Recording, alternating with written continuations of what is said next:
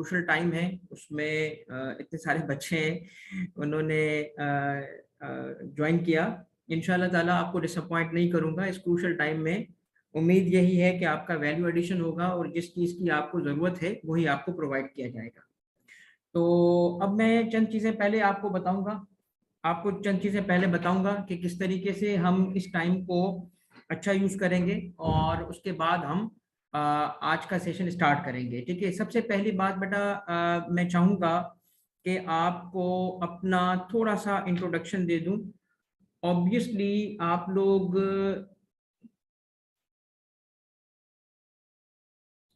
स्नेहा स्नेहा बेटा, आपको बताता हूँ सारी चीजें, ड्यूरेशन वगैरह सब बताता हूँ, टेंशन ना ले। सबसे पहली बात बेटा, let me give you a brief introduction.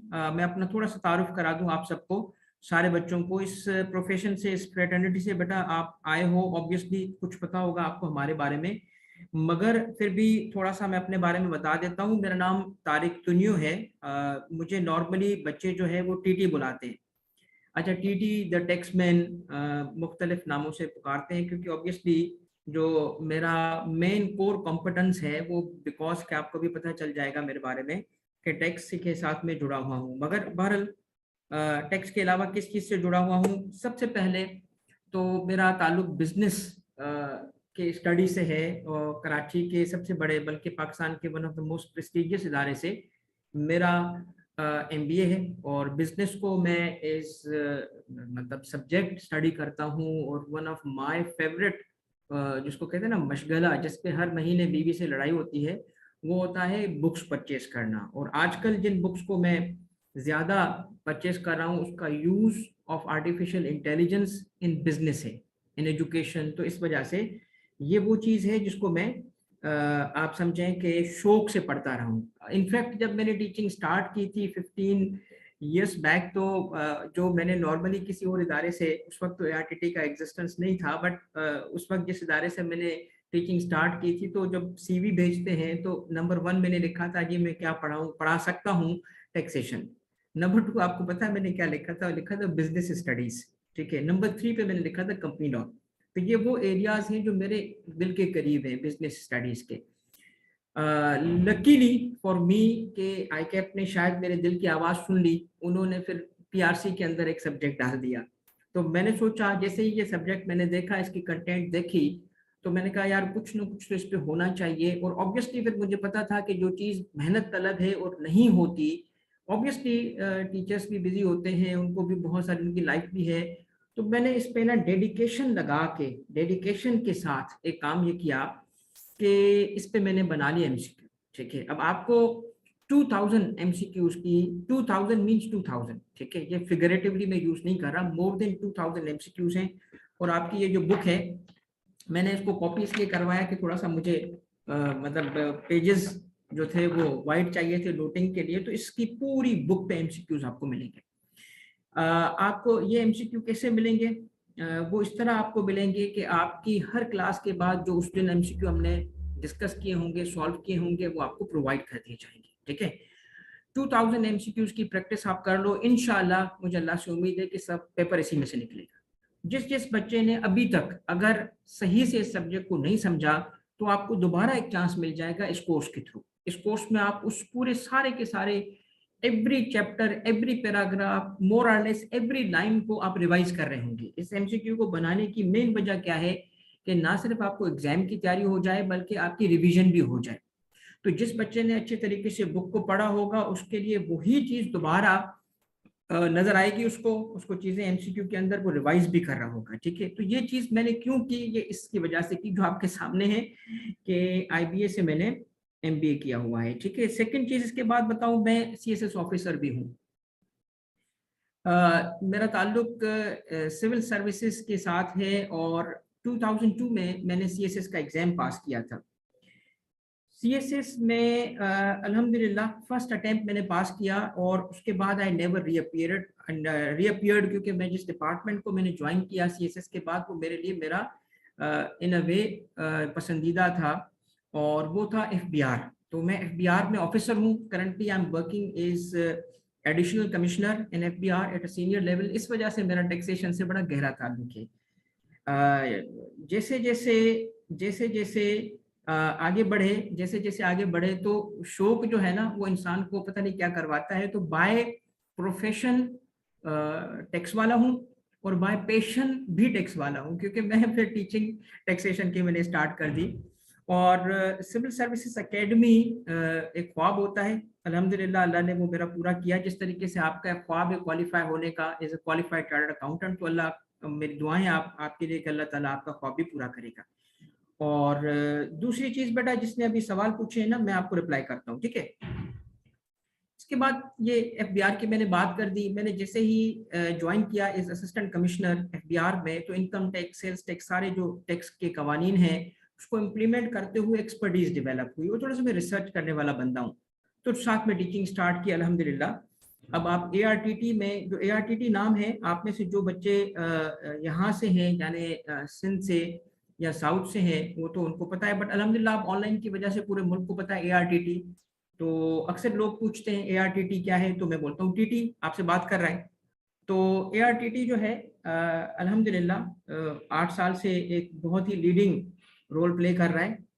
और इसके बाद जो है नेक्स्ट चीज क्या है, सिंध रेवेन्यू बोर्ड एक डिपार्टमेंट बनता है गवर्नमेंट का, जिसमें sales tax and services, sales tax and services का था। तो I was one of the pioneering जिसको वहां पे शामिल किया गया था एज कमिश्नर। तो I have worked in sales tax and services, various assemblies, national assembly से लेके सिंध असेंबली, ये सारे एक्सपोजर्स हैं। इंटरनेशनल एक्सपोजर भी है मुझे बेटा, OECD एक इंटरनेशनल यूरोपियन ऑर्गेनाइजेशन है, IBFT, ARTT मैंने बता दिया। इसके अलावा A लेवल से भी मैं थोड़ा सा जुड़ा हुआ हूँ, A लेवल लॉ से और सोशोलॉजी से, तो वहाँ पे भी मैं एक कोर्स पढ़ा रहा होता हूँ। ये मेरा ब्रीफ सा इंट्रोडक्शन है। ऑब्वियसली आज का सब्जेक्ट मैं खुद नहीं हूँ, आज का सब्जेक्ट आप लोग हो, और आप लोगों की हेल्प करने के लिए ये चीज बनी है, ठीक है। तो आते हैं हम अब आपकी तरफ, ठीक है। आपकी तरफ इस तरह के बेटा, सबसे पहले मैं आपको थोड़ा सा इस फर्स्ट स्लाइड पे गो थ्रू करने से पहले मैं आपको कुछ चीजें चाहता हूं कि अब आप अपने सब्जेक्ट की तरफ आ जाओ। देखो आपका जो सब्जेक्ट है ये प्योर थ्योरी है, ठीक है। ये वो प्योर थ्योरी है कि जिसमें से आप, अगर आप आए MCQ बनाने के, मैंने तो कुछ MCQ बनाए, आप अपनी बुक, जिसके पास ये बुक नहीं है बेटा, अपनी बुक निकाल लो, सॉफ्ट कॉपी में, हार्ड कॉपी में, जिसके पास नहीं है बुक निकाल ले, सारे निकाल ले, ठीक है। अब इस बुक के अंदर आप आ जाएं, आप चैप्टर 1 पे आ जाएं। चैप्टर 1 के अंदर जो हमारा आज का टॉपिक है, हम कैसे कवर करेंगे, आप में से जिस जिसके जो जो क्वेरीज थी बेटा, एक दफा दोबारा आप मुझसे पूछ लेना, क्योंकि मैं अब स्टार्ट करने वाला हूँ आज का सेशन, ठीक है। अपना इंट्रोडक्शन मैंने दे दिया। सबसे पहली चीज ये है कि जब आप बुक के पेज नंबर 1 पे आते हैं, तो नेचर ऑफ बिजनेस का ये चैप्टर नंबर 1 जो है आपको बताता है इसकी कंटेंट के मेजर सेगमेंट्स क्या है, ठीक है। अब मेजर सेगमेंट्स के अंदर बेटा जो पहली चीज है, बुक आपको कैसे मिलेगी सॉफ्ट कॉपी में बेटा, कौन सी बात कर रहे हो, ये MCQs की बात कर रहे हो, ये बेटा मिल जाएंगे आपको सारे सारे के सारे MCQ एवरी क्लास के बाद हम जो सॉल्व करेंगे आपको उस वक्त व्हाट्सएप ग्रुप में आ जाएंगे। जो व्हाट्सएप ग्रुप में नहीं है, मैं आपको नंबर दे दूंगा क्लास के एंड पे, आप राब्ता करके उसको ज्वाइन कर लीजिएगा, ठीक है। और दूसरी चीज ये है कि आपके पास बुक नहीं है, जिसके पास बुक नहीं है बेटा, लाजमन ऑब्वियस सी बात है, तो एग्जाम आने के करीब है यार, कहाँ थे आज, पूछना ये चाहिए। कोर्स ड्यूरेशन क्या है बेटा, देखिए कोर्स ड्यूरेशन ख्वाजा मुंतजिर बेटा, कोर्स ड्यूरेशन मैं प्लान ये कर रहा हूँ कि मुझे आज चूंकि फर्स्ट क्लास होगी, तो फर्स्ट क्लास है और फाउंडेशनल जो चैप्टर 1 है, आज थोड़ा सा मैं जो एरिया कवर करूंगा वो थोड़ा सा अंडरस्टैंडिंग भी डेवलप करूंगा सब्जेक्ट की, तो कुछ थोड़ा सा मैं स्लो हूंगा आज, राइट। कल से पेस पकड़ेंगे और मैं आइडियली 7 डेज के अंदर, 7 to 8 डेज के अंदर इसको कंप्लीट कवर करूंगा। अगर आप रोज की बेसिस पे मुझे 2.5 घंटे दोगे, रोज की बेसिस पे अगर आप 2.5 घंटे देते हो, ठीक है, तो वो 2.5 घंटे में मैं आपका इंशाल्लाह पूरा का पूरा कोर्स रिवाइज करा दूंगा, इंटायर बुक जो है आपकी रिवाइज करा दूंगा, ठीक है। तो और कोई सवाल, या स्टार्ट करें हम। ये MCQs आपको बेटा 2 तरीके से मिलेंगे। ये आपको एक तरीके से क्या होगा, एक तो आपका डे एंड पे जब क्लास एंड होगी तो आपको ये PDF की फॉर्म में मिल जाएगा। नंबर 2, हम जैसे ही कोर्स खत्म करेंगे तो पूरे 2000 MCQs आपको एक PDF में बुक की फॉर्म में मिल जाएगा, ठीक है। और जब बुक की फॉर्म में मिलेगा तो ऑब्वियसली फिर आप दोबारा उसको प्रैक्टिस कर सकते हो, पहले तो आप मेरे साथ प्रैक्टिस कर रहे होंगे, ठीक है। स्टार्ट करें बेटा, चलो लेट्स स्टार्ट बेटा। अब कोई सवाल तो नहीं है, ओके। अब फॉर्मेट बेटा कुछ इस तरह है फॉर्मेट कुछ इस तरह होगा कि हर एमसीक्यू जब मैं आपके सामने रखूंगा तो सबसे पहले जिसने पढ़ा हुआ होगा वो बुक नहीं खोलेगा, शुरू में आपने बुक नहीं खोलनी। जब की कॉन्सेप्ट्स आएंगे, थोड़े से मुश्किल कॉन्सेप्ट्स आएंगे, तो मैं आपको कहूंगा अच्छा बुक भी खोलो, ताकि मेरा मकसद ना यहाँ पे दो हैं, एक तो आपको रिवाइज करा दूं, एग्जाम सेटिंग में रहते हुए रिवाइज करा दूं, और दूसरा एमसीक्यू कैसे सॉल्व होता है वो भी कुछ टेक्निक्स आपको बता दे जाएं। ठीक है, तो स्टार्ट करें या कोई अभी भी आपका सवाल बाकी है? जल्दी जल्दी बताएं सारे। एआरटीटी से हार्ड कॉपी में अगर किसी को चाहिए होगी तो अभी नहीं मिलेगी, जैसे ही यहाँ से 6-7 दिन के बाद कंप्लीट होगा आपको उसी दिन मिल जाएगी। आपको पीडीएफ में भी मिल जाएगी, पूरी बुक की फॉर्म में भी मिलेगा। शुरू में जो होगा आपको एवरी डे सिर्फ वही क्वेश्चंस मिलेंगे जो हम सॉल्व कर रहे होंगे। तो स्टार्ट करें बेटा, चलो भाई बिस्मिल्लाह। देखो सबसे पहली चीज याद रखना बेटा, देखो सेगमेंटेशन करता हूं मैं। चैप्टर 1 जो आपका है नेचर ऑफ बिजनेस का, इसकी सेगमेंटेशन करेंगे तो इसके अंदर 4 मेजर एरिया कवर किए गए। 4 मेजर एरिया में पहला क्या है, पर्पस, कि एक बिजनेस जब किया जाता है तो उसका पर्पस क्या होगा, तो उससे किस एंगल से देखा गया। पर्पस मुख्तलिफ तरीके से देखा जाता है, मगर बिजनेस का प्राइमरी ऑब्जेक्टिव, प्राइमरी पर्पस क्या होता है, प्रॉफिट। तो प्रॉफिटेबिलिटी के हिसाब से देखा गया है कि वेदर वो प्रॉफिट के लिए है या नॉट फॉर प्रॉफिट के लिए है। तो वो चीजें आएंगी, वो मैं आपको उस वक्त भी एमसीक्यू के वक्त भी एक्सप्लेन करूंगा कि not for profit, non profit, ये चीजें क्या होती हैं, और अगर वो बिजनेस क्यों नहीं है या बिजनेस है तो कैसे है। उसके बाद आता है बेटा बड़ा इंपॉर्टेंट एरिया क्या है, वो है जो लाजमन बहुत एग्जामिन होगा, देख लेना वो क्या है, मिशन। पहले तो विजन, मिशन, गोल्स और ऑब्जेक्टिव्स, ये क्या होता है, इन चीजों को आपने यकीनन पढ़ा होगा। मैं एमसीक्यू की फॉर्म में आपके सामने वही चीज रखूंगा।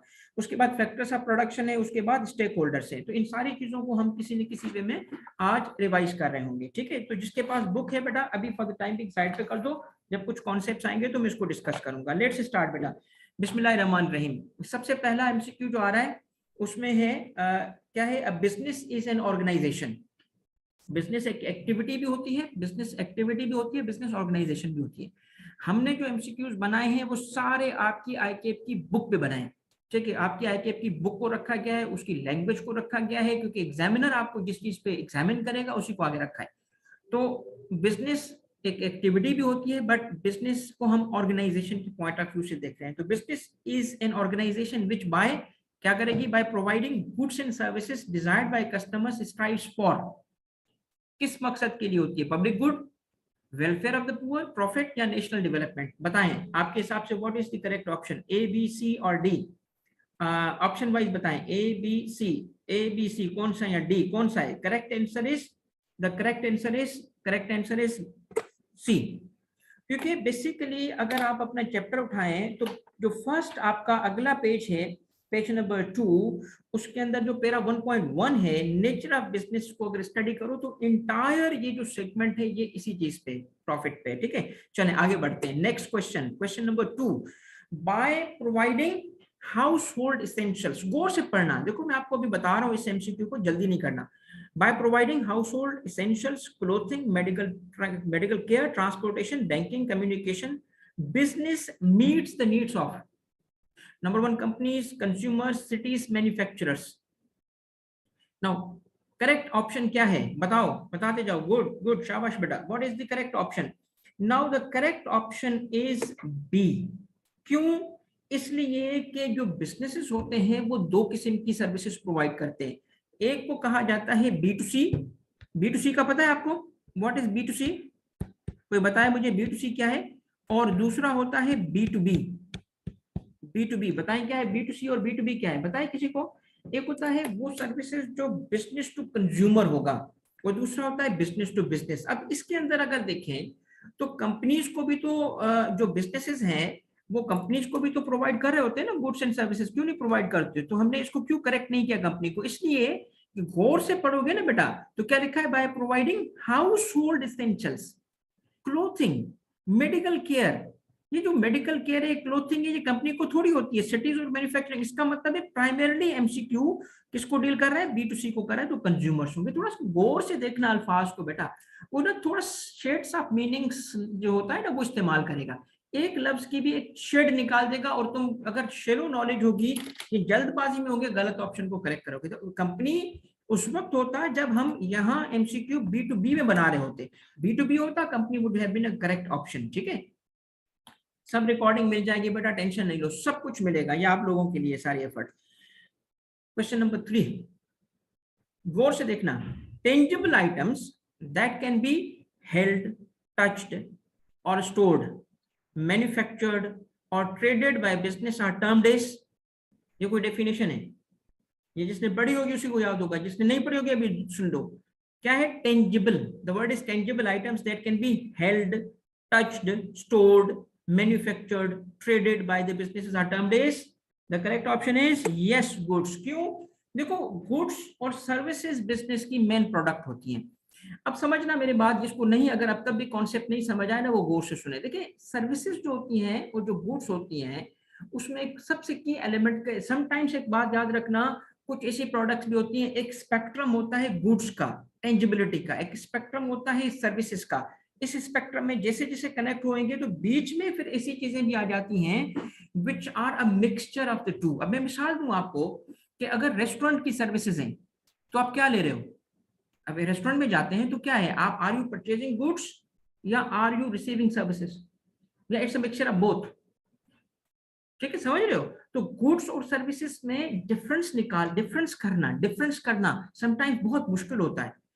इसके लिए जो क्राइटेरिया होगा क्या होगा, एक तो टेंजिबिलिटी, ठीक है, और दूसरा क्या, क्योंकि सर्विस में क्या टेंजिबिलिटी नहीं होती, क्या होती है, जब हम जाते हैं किसी भी सपोज करें सैलून पे बाल कटवाने के लिए, तो टेंजिबिलिटी तो है, मगर टेंजिबिलिटी किस चीज की है भाई? टेंजिबिलिटी उसके बिजनेस की है, हमने जो हासिल किया उसकी टेंजिबिलिटी नहीं है। हेयर कट होना क्या टेंजिबिलिटी? ठीक है, बैंकिंग की सर्विस, टेलीकॉम की सर्विस, तो शिपिंग की सर्विस, बहुत सारी। तो याद रखना बेटा, गुड्स के लिए जो की एलिमेंट होता है ना, एक टेंजिबिलिटी होता है और दूसरा स्टोरेज होता है, क्योंकि सर्विसेज कांट बी स्टोरेज। मुझे एक बात बताएं, आप में से कौन है जो बाल नहीं कटवाते, और अम्मा जो है वो अक्सर जो है ना मतलब जूते मार रही होती है कि नहीं बाल नहीं कटवाने, मैंने आई कैप का एग्जाम आ रहा है ना, है ना? अब बेटा मुझे बताओ, तुम लोगों को अगर एक ऑप्शन होता कि एक ना, जैसे डाउनलोड हम कर लेते हैं चीजें, तो हेयर कटिंग भी डाउनलोड हो जाती या स्टोर हो जाती, कि चल अम्मा निकाल हेयर कटिंग की सर्विस को, लगा मेरे माथे पे बाल काट जाए खुद ब खुद। तो you can't do it, why can't you do it? But देखो, अगर आपके पास पेन नहीं है, पेन का एक आप पैकेट रख के रख सकते हो, स्टोर कर, समझ आई? Now what is the key thing in goods and service? समझ आ गई? टेंजिबिलिटी एंड इंटेंजिबिलिटी, दूसरा स्टोरेज। ठीक है भाई, आगे बढ़े, चीजें समझ आ रही हैं?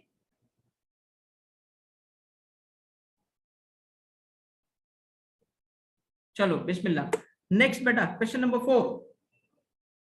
Question number 4, no, question number 4 is intangible.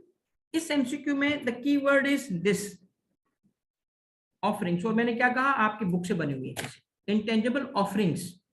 क्या? Intangible offerings of the businesses that cannot be held, touched, stored are termed as. भाई देखें, बिजनेस प्लान भी क्या होते हैं, बिजनेस प्लान को आप टच कर सकते हो, इंटेलेक्चुअल प्रॉपर्टी है, सर्विसेज है, बिजनेस प्रोजेक्ट्स है। गौर से देखना, एक एक लफ्ज इंपॉर्टेंट होगा, एक एक लफ्ज इंपॉर्टेंट होगा। The correct option is services. क्यों? ये डेफिनेशन है। ठीक है भाई, शाबाश शाबाश बेटा, good good good good good good good. ठीक है, ओके, आगे बढ़े भाई। देखिए, इसमें ना बिजनेस प्लान्स और ये जो इंटेलेक्चुअल प्रॉपर्टी है, बिजनेस प्रोजेक्ट्स हैं, ये भी बाकी क्राइटेरिया मीट कर सकते हैं, मगर इसमें मसला क्या है, ये ऑफरिंग्स नहीं है, ये ऑफरिंग नहीं है, और सर्विस इज ऑफरिंग। समझ आ रही बात? नेक्स्ट करते हैं बेटा, नमाज ब्रेक करते हैं सब। नंबर 5, इजी वन, इजी पीजी। कैसे? Physicians, lawyers, hair stylists in airlines all provide consultancy services, advisory, opinion, no services, right? ये एग्जांपल है। Next, next, besides B2C, B2C is business to consumer transactions. Businesses also engage in B2B transactions, correct or incorrect, true or false? True or false? क्या businesses B2B services देते हैं, B2B transactions करते हैं, goods एक दूसरे को बेचते हैं? yes, जब हम एक मैन्युफैक्चरिंग कर रहे हैं तो हमें चाहिए रॉ मटेरियल, किससे परचेज करेंगे? अनदर बिजनेस से, तो ट्रांजैक्शन क्या होगी? B2B। और मैं जब खुद बना के और कस्टमर को बेचता हूं तो क्या हो जाएगा? B2C। इसी तरह सर्विसेज में भी this is a true statement, right? Next, number 7, आ जाओ बेटा, अब पता चलेगा। Business creates goods and services that are the basis of our. अब जिसने गौर से पढ़ा होगा ना, वो इस बात को समझ सकेगा, गौर से पढ़ा होगा जिसने, बेटा गौर से पढ़ा होगा। नहीं पढ़ा लग रहा, इसमें मजा नहीं आ रहा मुझे बेटा। हाँ पहुंच गया ना, देखो लेयर्स होती है हर लेवल की लर्निंग की, ये आपकी बुक में मौजूद है। जिसने देखना है आप पैराग्राफ नंबर 1.1 में जाओ, उसमें मौजूद है। क्या लिखा है? Businesses create goods and services that are the basis. देखिए एक सोसाइटी के अंदर जब गुड्स एंड सर्विसेज होती हैं, सुनना मेरी बात सुनना, जब एक गुड, शाबाश शाबाश, बहुत सारे बच्चों ने दिया, बेतलहा, मरियम, शाबाश बेटा, बिल्कुल ठीक है। तो सुनिए अब मेरी बात के, देखो जब एक मुआशरे के अंदर, देखिए हमें याद रखना, आपके सारा का सारा जो फोकस होगा वो आपका ये बुक होना चाहिए, इसी बुक से आपके पेपर पास होंगे। जो आपका आईकेएफ ने टेक्स्ट रखा है इसी को पढ़ो, इसी से आप, तो उसी की बेसिस पे सब कुछ है। अब देखो अगर देखा जाए तो गुड्स एंड सर्विसेज हैं हमारे मुल्क में, जो गुड्स एंड सर्विसेज की प्रोडक्शन है कंपेयर टू डेवलपिंग कंट्रीज के, फिर आपकी परचेजिंग पावर, ये सारी चीजें कनेक्टेड होती हैं। तो the correct answer is standard of living. इससे स्टैंडर्ड ऑफ लिविंग कैसे कनेक्टेड है भाई? बिल्कुल कनेक्टेड है। क्यों? देखो जब एक बिजनेसेस अगर चीजें प्रोड्यूस करेंगे, आप मुझे बताओ, आपके अगर मुल्क में हाई क्वालिटी मोबाइल फोन बन रहे हो, ठीक है, और उसकी प्राइस रीजनेबल हो, तो लोग क्या करेंगे? उसको परचेज करेंगे, हर बंदा परचेज करेगा। आपके मुल्क में फूड ट्रांसपोर्टेशन, अगर आप कहेंगे बुलेट ट्रेन है हमारे पास, बुलेट ट्रेन नहीं है, क्यों नहीं है? क्योंकि वो हम प्रोड्यूस नहीं कर रहे ना। तो क्वालिटी ऑफ लाइफ कैसे, इसको क्या बोलेंगे? क्वालिटी को क्या बोलेंगे? स्टैंडर्ड ऑफ लिविंग इससे डिटरमिन होता है। स्टैंडर्ड ऑफ लिविंग कनेक्टेड है, ठीक है बेटा। Next 8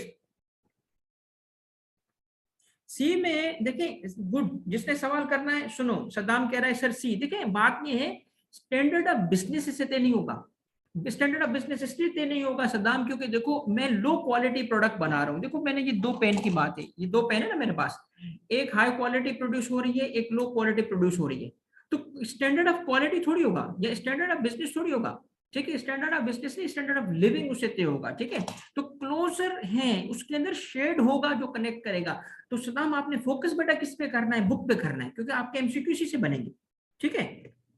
number 8, standard of living of a country is measured by output of its people, output of goods and services, output of resources। क्या है? What is the correct answer?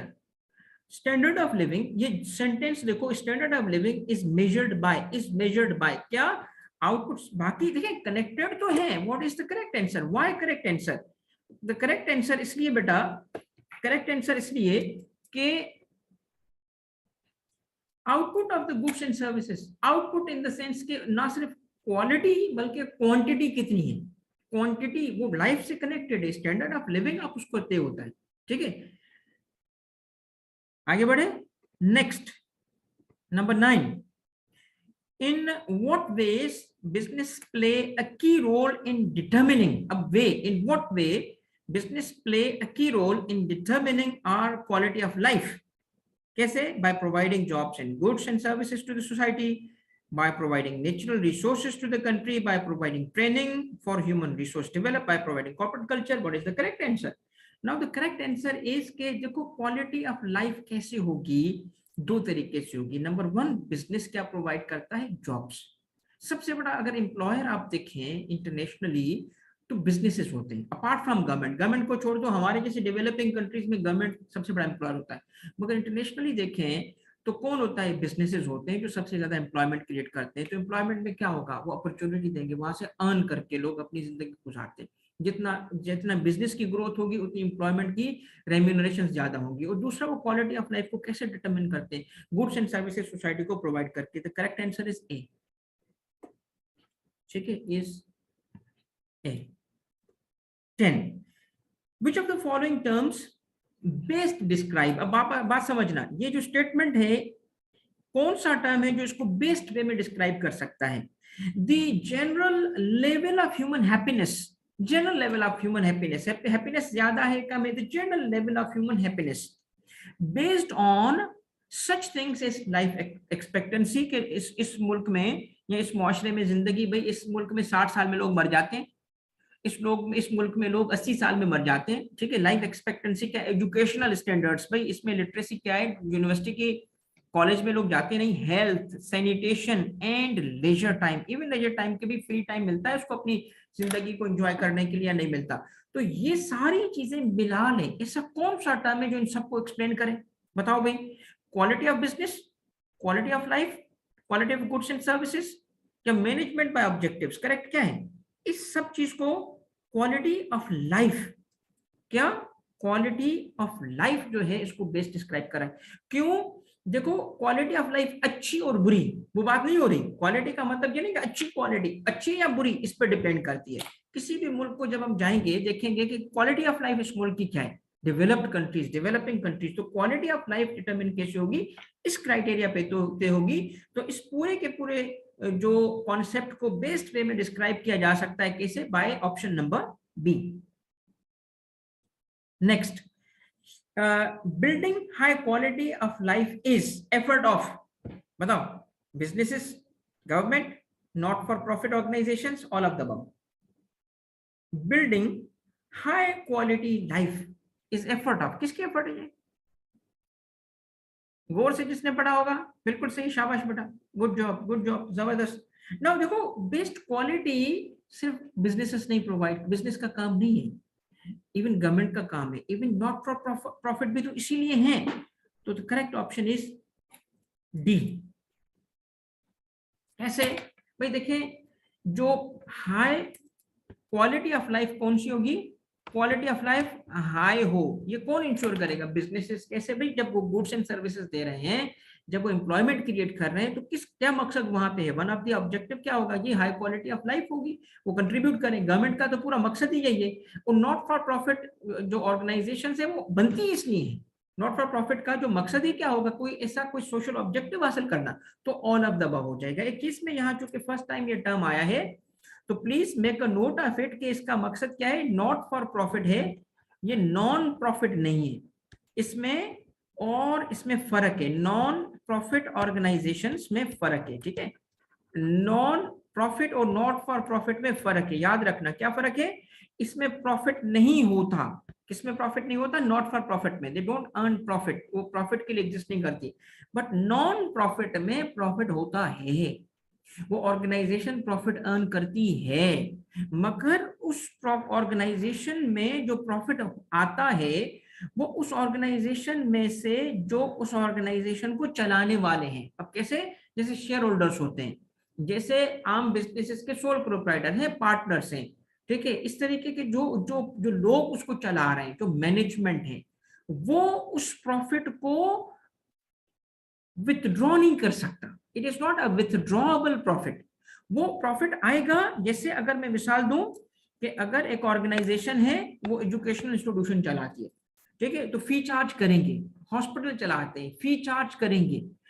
या जैसे जी हमदर्द दवाखाना है, गुड्स बनाते, ठीक है, मुख्तलिफ वेरियस प्रोडक्ट्स, तो प्रॉफिट कमाएंगे। मगर वो प्रॉफिट कैसे कमाया? किसी भी गुड्स या सर्विस से जो प्रॉफिट कमाया वो वापस कहाँ आ गया? इधर ही आ गया। और कहाँ खर्च होगा? उस ऑर्गेनाइजेशन के एम्स में ही खर्च होगा। वो प्रॉफिट यहां से निकल के किसी और के पास नहीं जा सकता, not in the form of drawings, no, not in the form of dividend. बात समझ आ गई? अगर किसी को पहले से नहीं पता था तो फर्क समझ आ गया। When we say not for profit organisation and when we say non profit organisation, तो फर्क समझ आया। नॉट फॉर प्रॉफिट में प्रॉफिट नहीं होता, नॉट फॉर प्रॉफिट में प्रॉफिट नहीं होता, they do not earn profit. उसका मकसद प्रॉफिट अर्न करना नहीं है, याद रखना। इसमें प्रॉफिट ही नहीं होगा, किसमें? नॉट फॉर प्रॉफिट में। मगर नॉन प्रॉफिट में प्रॉफिट होगा, प्रॉफिट होगा, वो ऑर्गेनाइजेशन कमाएगी, मगर वो प्रॉफिट ऑर्गेनाइजेशन के अंदर रह जाएगा, उससे बाहर निकल के किसी के पास नहीं जा सकता। यानी उस प्रॉफिट को कोई ड्राइंग में नहीं घर ले जा सकता, कोई प्राइवेट बंदा, चाहे वो ओनर ही क्यों ना हो। वो ऑर्गेनाइजेशन अगर आप नॉन प्रॉफिट बना रहे हो, तो उसी ऑर्गेनाइजेशन, मसलन देखें जी हमदर्द दवाखाना, हमने भी दवाखाना बना लिया, ठीक है, टीटीज दवाखाना, हम भी कोई चीज बना रहे हैं। फिर क्या हुआ? उस चीज से हमने प्रोडक्ट बनाई, लेट सपोज पहले साल हमें प्रॉफिट आ जाता है, कितना आता है? 40 लाख रुपए। अब मैं चाह रहा हूं मैं 40 लाख रुपए घर ले जाऊं क्योंकि मेरा दवाखाना है, तो ये फिर नॉन प्रॉफिट नहीं है। नॉन प्रॉफिट पे क्या होगा? बेशक मैंने दवाखाना बनाया हो, मगर वो 40 लाख रुपए वहीं रुकेंगे, नई प्रोडक्ट्स बनाने में जाएंगे। इसका मतलब क्या है? वो कभी भी उस ऑर्गेनाइजेशन से प्रॉफिट को ड्रॉ, विथड्रॉ, डिविडेंड किसी भी फॉर्म में नहीं लेके जा सकता। उस ऑर्गेनाइजेशन का कोई ऑब्जेक्टिव होगा, वहीं के वहीं खर्च होगा। चलो आगे बढ़ते हैं, ठीक है बेटा? क्लियर हो गया? आगे बढ़े, चीजें समझ आ रही है बेटा? एनजीओ, नॉन गवर्नमेंट ऑर्गेनाइजेशन, कुछ और चीजें, ठीक है, उस पर भी आएंगे बेटा, ठीक है। चलो आगे next number 12। Now number 12 is profitability. Business का चूंकि देखो ना मेन मकसद क्या है, जो आपका शुरू का फर्स्ट सेगमेंट है ना चैप्टर का, चैप्टर 1 का जो पहला पैरा है, उसके अंदर इंटायर जो फोकस है आपके आईकेप का, वो इस चीज पे है कि ऑर्गेनाइजेशन का, ऑर्गेनाइजेशन बनती क्यों है। तो बिजनेस ऑर्गेनाइजेशन है, आप स्टडी कर रहे हो बेटा क्या, business, introduction to business. Business organisation क्यों बनती है, वो बनती है प्रॉफिट कमाने के लिए। तो आपका जो पहला जो पूरा सेगमेंट है उसका ताल्लुक ही प्रॉफिटेबिलिटी से। तो उस पे अब एमसीक्यू आ रहा है क्या, कि profitability of a business can be measured through a की वेरिएबल। किसी वेरिएबल से हम प्रॉफिटेबिलिटी निकालना चाहते हैं कि whether the business is profitable और नॉट। देखिए हर बिजनेस को चाहे वो मंथली बेसिस पे, क्वार्टरली बेसिस पे या किसी और बेसिस पे प्रॉफिटेबिलिटी देखनी पड़ेगी, अदरवाइज वो सर्वाइव नहीं कर सकेगा। तो ऐसे क्या वेरिएबल्स हैं जिसको बेस बना के हम देखें कि ये बिजनेस प्रॉफिटेबल है कि नहीं है। तो एक है रेवेन्यू, एक है कॉस्ट, एक है प्रॉफिट। अब ये तीनों वेरिएबल यूज हो सकते हैं, तीनों वेरिएबल यूज होते हैं, हो नहीं सकते, होते हैं। तो the correct answer is all of above, all of above. इसमें अगर इंडिविजुअली देखा जाए, रेवेन्यू भी बेस बनाया जा सकता है, प्रॉफिट भी बेस बनाया जा सकता है, इवन कॉस्ट भी बनाई जा सकती है। तो तीनों मैंने आपको बता दिए, मगर अगर ऐसा एमसीक्यू बने जिसमें से इनमें से एक हो और तीन कुछ और हो, तो हम इनमें से जो तीन है इसको करेक्ट मानेंगे, ठीक है। वसीउल्लाह किस एमसीक्यू की बात कर रहे हो बेटा, इस एमसीक्यू की बात कर रहे हो, कॉस्ट कैसे। देखो कॉस्ट इस तरह, मिसाल देता हूं, देखें सिर्फ और सिर्फ अगर कॉस्ट को बेस बना लें, कॉस्ट को बेस बना लें, सुनिएगा मेरी बात, ये जिसने सवाल पूछा है ना कॉस्ट कैसे, बेटा आप सुनो। हम जब प्रॉफिटेबिलिटी निकालते हैं तो कंपैरेटिव एनालिसिस होता है, से इस वक्त कौन सा ईयर कंप्लीट हो चुका, तो 21 कंप्लीट हो चुका, करेक्ट, 22 तो चल रहा है। अब हम देख रहे, सुनना मेरी बात, ये जिसने सवाल पूछा बेटा कि सिर्फ हम कॉस्ट को बेस कैसे बना सकते हैं, एज अ वेरिएबल कॉस्ट कैसे प्रॉफिटेबिलिटी को डिटरमिन करेगा। ऐसे करेगा बेटा, अगर सपोज करो कि 2021 में हमारी कॉस्ट आई है बेटा 80 से 80 मिलियन, ठीक है, 80 हमारी कॉस्ट है। हमने देखा कि इससे पिछले साल 2020 में हमारी जो कॉस्ट थी वो थी 120। अब आप मुझे बताओ कि इससे क्या इंडिकेशन, क्योंकि बिजनेस ने क्या करना है, बिजनेस ने या तो रेवेन्यू बढ़ाना है या तो बेटा कॉस्ट को कम करना है, कंट्रोल करना है। अब आप क्या बताओ, क्या कॉस्ट बेसिस नहीं बन सकता इंडिकेट करने के लिए, इंडिकेटर के प्रॉफिटेबिलिटी हुई होगी कि नहीं हुई होगी, बताओ, हुई होगी ना। आप कंपैरेटिव देखोगे ना, उस साल थोड़ी देखोगे, डिक्रीज हुई कॉस्ट तो क्या बढ़ी, हाँ भाईजान क्या बढ़ी, समझ आ गया, ऐसे इसका जवाब है, इनकी प्रॉफिट इंक्रीज, प्रॉफिटेबिलिटी पता चल गई, सही है भाई। अगर आपको बताया जाए कि एक बिजनेस ने रिड्यूस द कॉस्ट बाय से 15%, तो क्या इंडिकेशन है, इंक्रीज द रेवेन्यू नहीं बता रहा, डिक्रीज बता रहा है, रिड्यूस द कॉस्ट बता रहा है। आगे समझ बेटा, चलो आगे बढ़ते हैं, ठीक है, शाबाश। सब मिलेगा बेटा, सब पूरे एमसीक्यू आपके लिए बेटा मुफ्त में, और वो ना बस आपको पीडीएफ में दे दूंगा, कोई टेंशन नहीं, सबको बांट देना, ठीक, टेंशन नहीं लो आप, आगे बढ़े बेटा। चलो नेक्स्ट देखिए, अब ये बात है कि किसी ने सवाल पूछा है, अब नाम तो नहीं आ रहा, लुकमी आ रहा है या लक्ष्मी आ रहा है बेटा, मगर आपने लिखा है बेटा हो सकता है 2021 में क्या हुआ हो, प्रोडक्शन कम हुई हो, बिल्कुल ठीक है, बट गिवन सर्कमस्टेंसेस में जब एग्जामिन करेगा तो बताएगा ना अदर फैक्टर।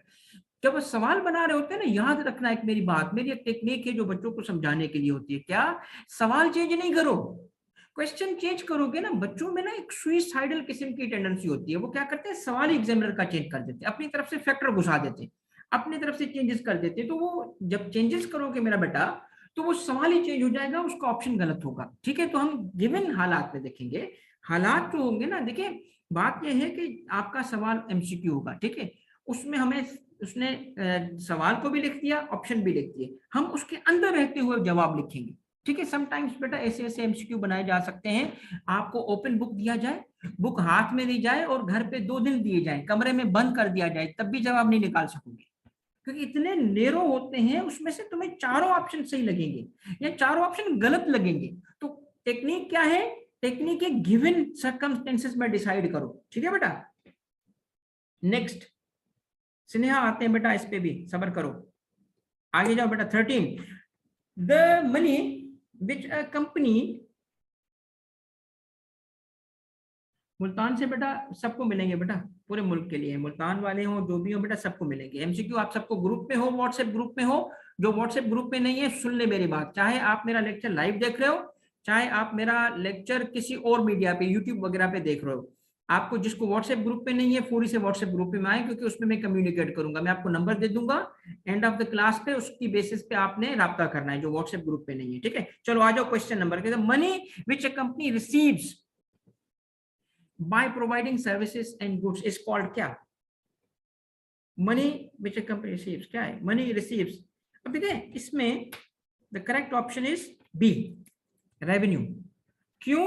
इसमें क्या लिखा है? गौर से देखो, receives by providing goods and services, receive, ठीक है, retain नहीं है, retain profit retain होता है, revenue receive होता है, कितना बड़ा फर्क है देखो। आगे next number 14, expenses incurred for creating and selling goods and services such as rent, salaries, supplies, transportation are referred to as outflow, cost, outflows, assets, liabilities। अब अगर गौर से देखोगे कहीं ना कहीं से ये सब में चीज कनेक्ट होगी, but what is more correct? What is more correct? Obviously it is a, and which is cost. कि एक कॉस्ट क्या होती है? अगर कॉस्ट की डेफिनेशन तुम उठा के देखोगे मेरा बेटा, तो कॉस्ट क्या है? Cost is the expenditure, is the expenses जो हम इनकर कर रहे होते हैं। कुछ बच्चे जो होते हैं ना कॉस्ट को कंफ्यूज कर रहे होते हैं, वो समझते हैं कि सर सिर्फ जब टेंजिबल प्रोडक्ट होगी जो इसकी कॉस्ट जिसको हम डिप्रिशिएट करते हैं, यानी ऐसे एसेट्स जिनको हम क्या कर रहे होते हैं बिजनेस में यूज कर रहे होते हैं। नहीं नहीं नहीं बेटा, जब आप किसी भी प्रोडक्ट को बना के बेचते हो तो रेवेन्यू से क्या माइनस करते हो? Cost of goods sold. तो कॉस्ट का ताल्लुक सिर्फ उन चीजों से नहीं है जो डेप्रिशिएबल है और बिजनेस में आप यूज कर रहे हो, बल्कि जो बना के बेच रहे हो वो भी कॉस्ट ही कहलाता है, ठीक है। इवन आपका रेवेन्यू नेचर की एक्सपेंडिचर भी कॉस्ट ही होता है बिजनेस का, ठीक हो गया बेटा। देखें कैश आउटफ्लोज जो होते हैं ना, ये जिसने पूछा बेटा कैश आउटफ्लोज हमेशा नहीं होता। अगर मैं अक्रूवल बेसिस पे अकाउंटिंग कर रहा हूं तो एक्सपेंस तो इनकर हुआ मगर कैश आउटफ्लो नहीं हुआ। बोलो मेरा बच्चा, cash outflow is not the correct option हमेशा। सेकंड एक और चीज देखो कैश आउटफ्लो की क्या है भाई, कैश आउटफ्लो डिविडेंड देते हो तो होता है, बिजनेस तो कंपनी है, कंपनी एक्सपेंस इनकर करती है, मगर जब वो बिजनेस आउटफ्लो में डिविडेंड देना आउटफ्लो है कि नहीं है? है। मगर मुझे बताओ कि डिविडेंड जो है वो एक्सपेंडिचर है कि एक्सपेंस है कि नहीं है? नहीं है। और चलो एक और बात बताओ, लोन जब दिया जाता है, लोन जब दिया जाता है तो कैश आउटफ्लो है कि नहीं है? मगर एक्सपेंडिचर है कि नहीं है? आई समझ सबको? तो इसमें क्या है, एक्सपेंसेस का ताल्लुक इसमें से ए बी सी डी में से किसके साथ है बेटा? ए के साथ है। कॉस्ट भी होती है मगर मगर गिवन हालात में, गिवन हालात में what is a closer option? जब कहता है ए और बी तो what is more correct? You will go for A, ठीक है। हाँ नमाज ब्रेक बेटा इस नंबर 15 की बात करूंगा। Now money which is left over after deduction of expenses from revenue is called easy, is what? Is sales, interest or profit? No, it is what? None of above. What is the correct option? The correct option is profit, see, ठीक है। Obviously कैसे भाई? Left over deduction, तो किससे deduction हो रहा है? ये देखो रेवेन्यू आ रहा है उससे हो रही है डिडक्शन, किस चीज की? एक्सपेंसेस की। तो क्या बचा? रेवेन्यू माइनस एक्सपेंस क्या? प्रॉफिट, ठीक है भाई। चलो मुझे पहली बात बताओ, मैं ब्रेक पे जा रहा हूँ, मुझे बताओ मजा आ रहा है, चीजें समझ आ रही हैं, यूजफुल है कि नहीं है? मुझे एक बात बताओ, अगर इस तरीके से हम जाएं और इस तरीके से मैं आपको पूरा कोर्स रिवाइज करा दूं मेरा बेटा, तो फायदा होगा कि नहीं होगा? होगा। चलो जबरदस्त बेटा, अल्हम्दुलिल्लाह, आई एम हैप्पी। अब हम क्या करेंगे बेटा, आपको मैं नमाज ब्रेक दे रहा हूँ, ठीक है। आप लोगों ने क्या करना है बेटा, आप लोगों ने कितने टाइम ब्रेक चाहिए आपको? बहुत बहुत शुक्रिया बेटा, lot of love for you all. कितने? 10 में यार, 20 मिनट? पागल हो, एग्जाम का जमाना, 20 मिनट यार, इसको तो मारो यार, अम्मा को बोलो इसको थप्पड़ मारे भाई। 10, चलो 15 ब्रेक कर लेते हैं, 15 मिनट्स का ब्रेक है।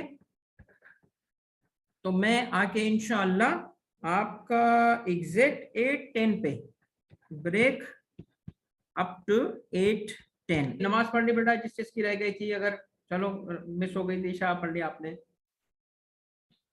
ख्वाजा जल्दी करो बेटा। अनिश पा कोई बात नहीं बेटा, एग्जाम के टाइम में नहीं चलता है, टाइम नहीं जाया कर सकते। खाना भी खा लिया, अच्छा चलो ठीक है। अच्छा बेटा चलो बिस्मिल्लाह। अच्छा इसमें ये है कि बेटा नंबर 15 तक हम आए थे, हम आप आगे जाएंगे। सबसे पहले let's move to question number 16 now. Okay let's go through it. Charities, trust and welfare organisations या institutions serve the people for free, मतलब वो प्रॉफिट चार्ज नहीं करती। Hence, ED Foundation, Citizen Foundation या इस किस्म के और ऑर्गेनाइजेशंस आर एग्जांपल्स ऑफ। अब यहाँ आपको कुछ कॉन्सेप्ट समझने पड़ेंगे, ठीक है, ताकि आप सही करेक्ट आंसर दे सको।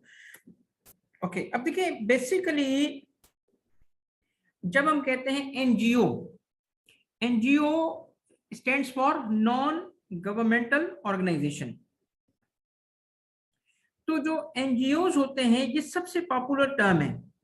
एनजीओ सिर्फ क्या बता रहा है हमें, द टर्म एनजीओ हमें सिर्फ बता रहा है कि ये ऑर्गेनाइजेशन गवर्नमेंट की नहीं है, दैट्स इट। मगर इससे हमें प्रॉफिट के बारे में नहीं पता चल रहा, प्रॉफिटेबिलिटी के बारे में नहीं पता चल रहा, जबकि यहां इसने क्या कहा है, serve the people for free, for free. देखो गौर से देखना, तो एनजीओ तो आउट हो गया। इन अ वे क्या एनजीओ ऐसे होते हैं जो फॉर फ्री सर्विस दें? यस होते हैं, most of them are like that. हमारे मुल्क में जो एनजीओ बनता है उसकी अगर आप तफसील में जाओगे, डिटेल में जाओगे, तो नॉन गवर्नमेंट ऑर्गेनाइजेशन 3 डिफरेंट तरीके से बनती है, ठीक है, अलग अलग जगह पे रजिस्टर होती है। मगर क्या is it possible for an NGO to charge a fee?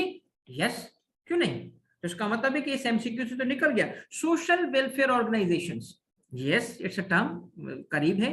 Religious organisation, okay yes ये भी ठीक है। बट इन सब में अगर हम अपनी कॉन्टेक्स्ट देखें, जो कोर्स हमारा है उसके अंदर रहते हुए अगर आप देखें, तो सबसे करीब तरीन या सबसे ज्यादा एक्यूरेट क्या होगा? जी बेटा बिल्कुल सारे रिसोर्स यूज किए गए हैं बेटा। इवन आपके जो मॉडल पेपर ने जो सवालात उठाए हैं वो भी इसी बुक से उठाए हैं ना, तो उन्हीं चीजों को मैंने बनाया है। तो उसमें से वो वाला एरिया भी कवर हो जाएगा जो आईकेप के मॉडल पेपर में है या आईकेप के अपने जो एमसीक्यूज में है, ठीक है। बिल्कुल सही है बेटा, सही है, इतना लंबा तुमने ये लिखा है, तुम्हारी बात को मानते हैं और हम ए को ही करेक्ट ऑप्शन कहते हैं। Not for profit organisation, right, not for profit organisation. सारी रिकॉर्डिंग मिल जाएगी बेटा। Next, okay, the primary goal of all businesses, C क्यों नहीं है, सोशल वेलफेयर ऑर्गेनाइजेशंस और नॉट सोशल वेलफेयर ऑर्गेनाइजेशंस एक ऐसा लूज टर्म है। सोशल वेलफेयर ऑर्गेनाइज, देखो एक बात समझना, एक लफ्ज है इनकॉर्पोरेशन, एक लफ्ज है कंपनी।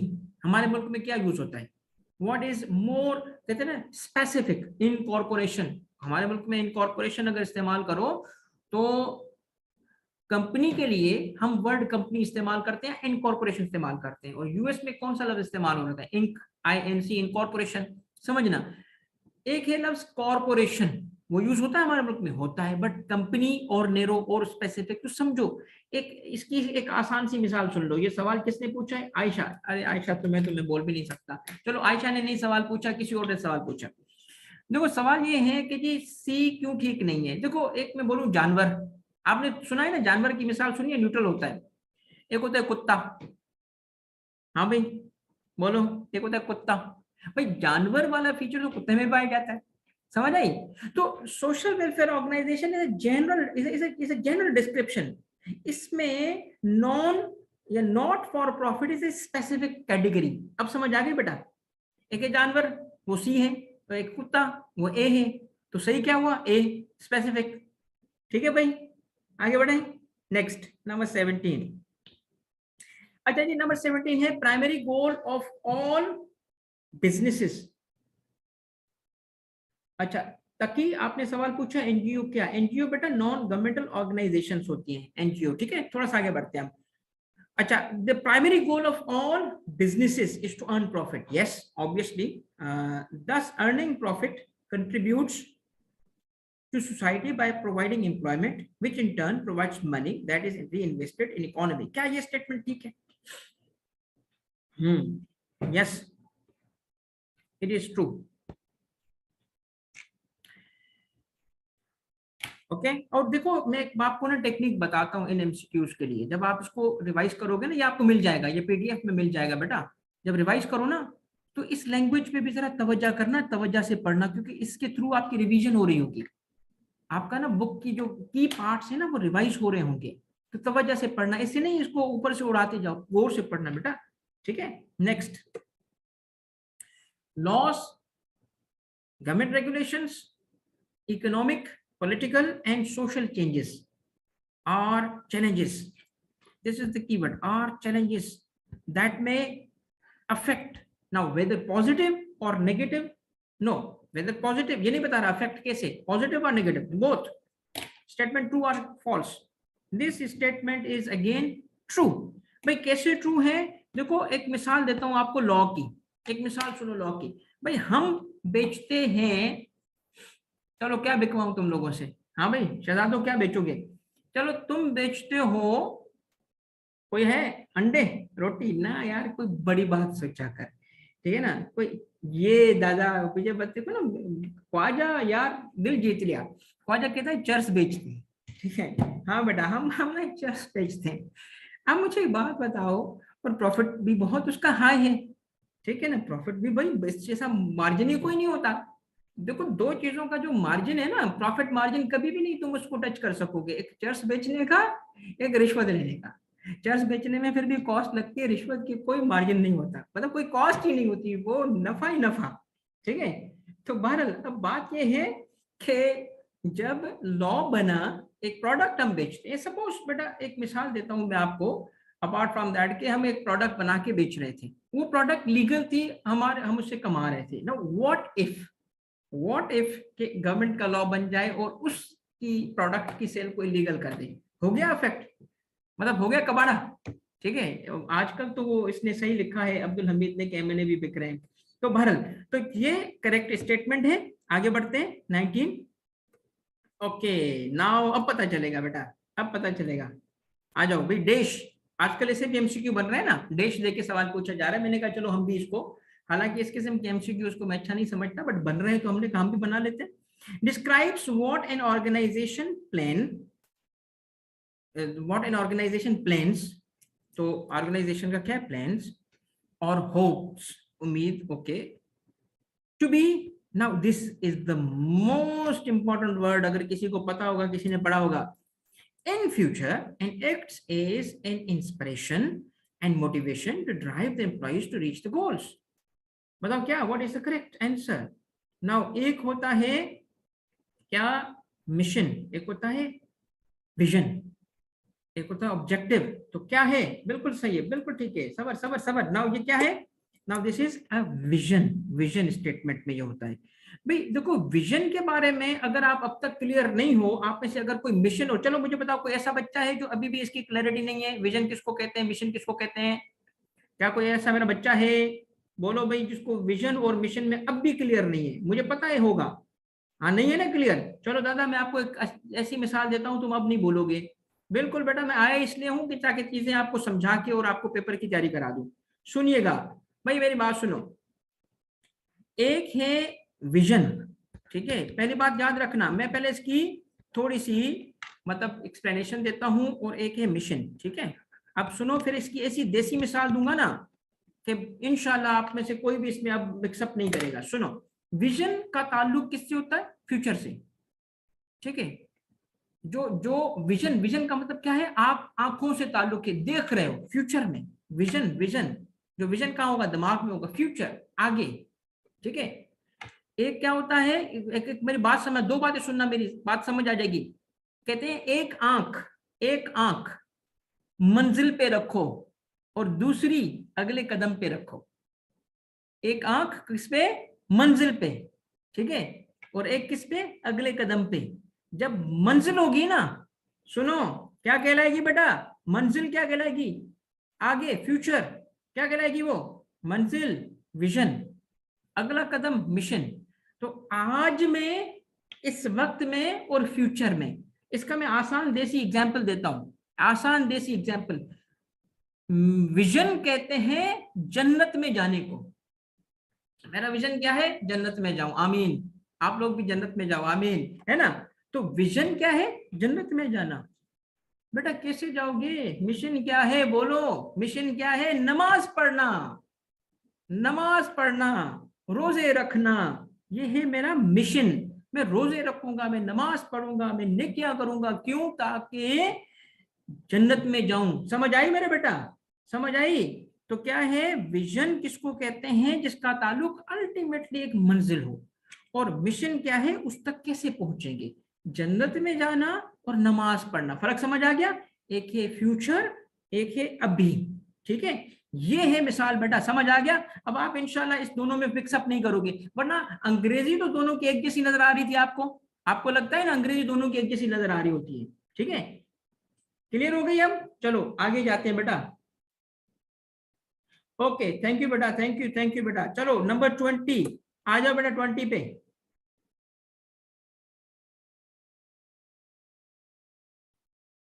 सैयद अहमद बेटा, यहाँ बच्चे हैं जो लव यू बोलते हैं, और शुक्र है मेरी वाइफ नहीं देख रही। ठीक है ना, वो उसको एक्सेस नहीं है इन पे, इन सवालों पे। ठीक है, अगर बीवी देखती है ना बेटा, याद रखना बेटा तू।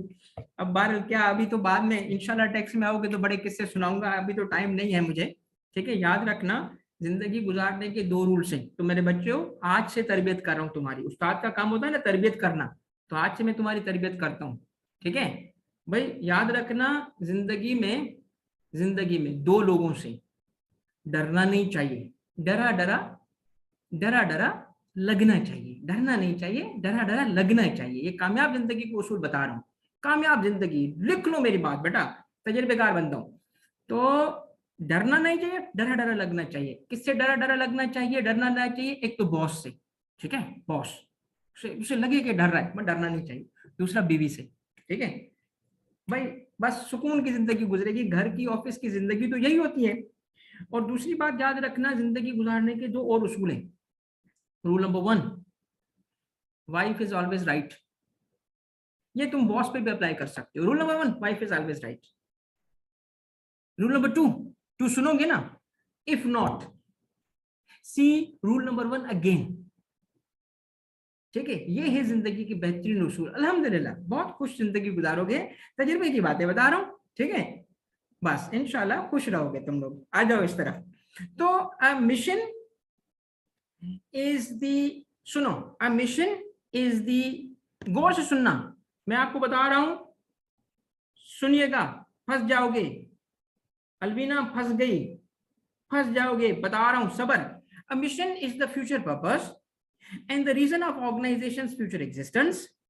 It actually defines what, and ये हम बात करें मिशन की, अभी अभी मैंने बताया, मैंने थोड़ा सा अप्लाई किया ना, फंस गए। It actually defines what an organization wants to be and how it wants to be viewed in future. अब आपने ना, ये भी जबर सबर जबर इतना भी नहीं लिखो यार। इसमें देखो मैंने क्या लिखा, फ्यूचर। भाईजान क्या लिखा, फ्यूचर। दादा क्या लिखा, फ्यूचर। तो मिशन का ताल्लुक फ्यूचर से होता है कि विजन का होता है?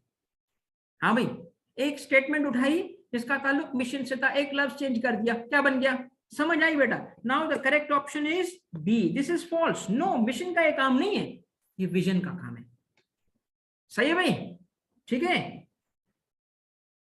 21। अच्छा 21 क्या है? According to Mintzberg, a dash describes the organization's basic function in society, basic functions in terms of products and services it produces for its customers। अब देखो ये तो सीधा सीधा है ना, एसएमसीक्यू भी होंगे, क्योंकि जो थ्योरीज होंगी, जो डेफिनेशंस होंगी, वो तो आके उठा सकता है। बताओ करेक्ट आंसर क्या है? मिन्सबर्ग की आपने पढ़ा है? नहीं पढ़ा तो पढ़ लो, ये आ रहा है पेपर में, ये देखो बेटा। करेक्ट, यस बेटा, शाबाश। C is the correct option, C is the correct option. Mission, mission का ये ताल्लुक है, मिन्सबर्ग का ताल्लुक, ठीक हो गया।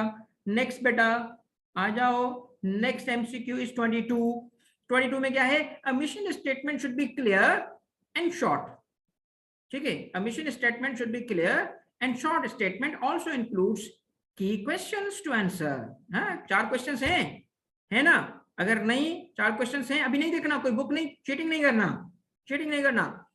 4 क्वेश्चंस होते हैं, ठीक है, to answer which of the following questions are included? बोलो भाई। What is our value to the customer? what will our future be and what will our business be. Okay, अब इसमें थोड़ी सी बी और सी में बाय टाइपिंग इसको मैं correct कर देता हूं, करेक्ट करूंगा तो सही जवाब नजर आ जाएगा। चलो मगर करेक्ट करना जरूरी है।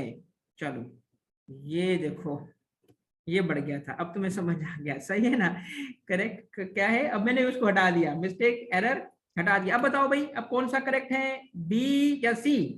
देखो क्या है भाई, अगर आप जाओ पेज नंबर 4 पे, ठीक है, अब जाओ पेज नंबर 4 पे, बुक के पेज नंबर 4 पे जाओ, वहां देखो बेटा बॉटम में क्या लिखा है, mission statement should be clear and short. Key questions क्या है, व्हाट इज आवर बिजनेस, क्या लिखा है, what is our business, present not future, present. What is our value to the customer, what will our business be, what should be our what should our business be, which means क्या है कि इसका ताल्लुक इसमें अगर देखें तो क्या है, what will our business be, ये ठीक है, ये ठीक है, तो किसमें ए 1 और 3 है, 1 और 3 है यहां पे, ठीक है।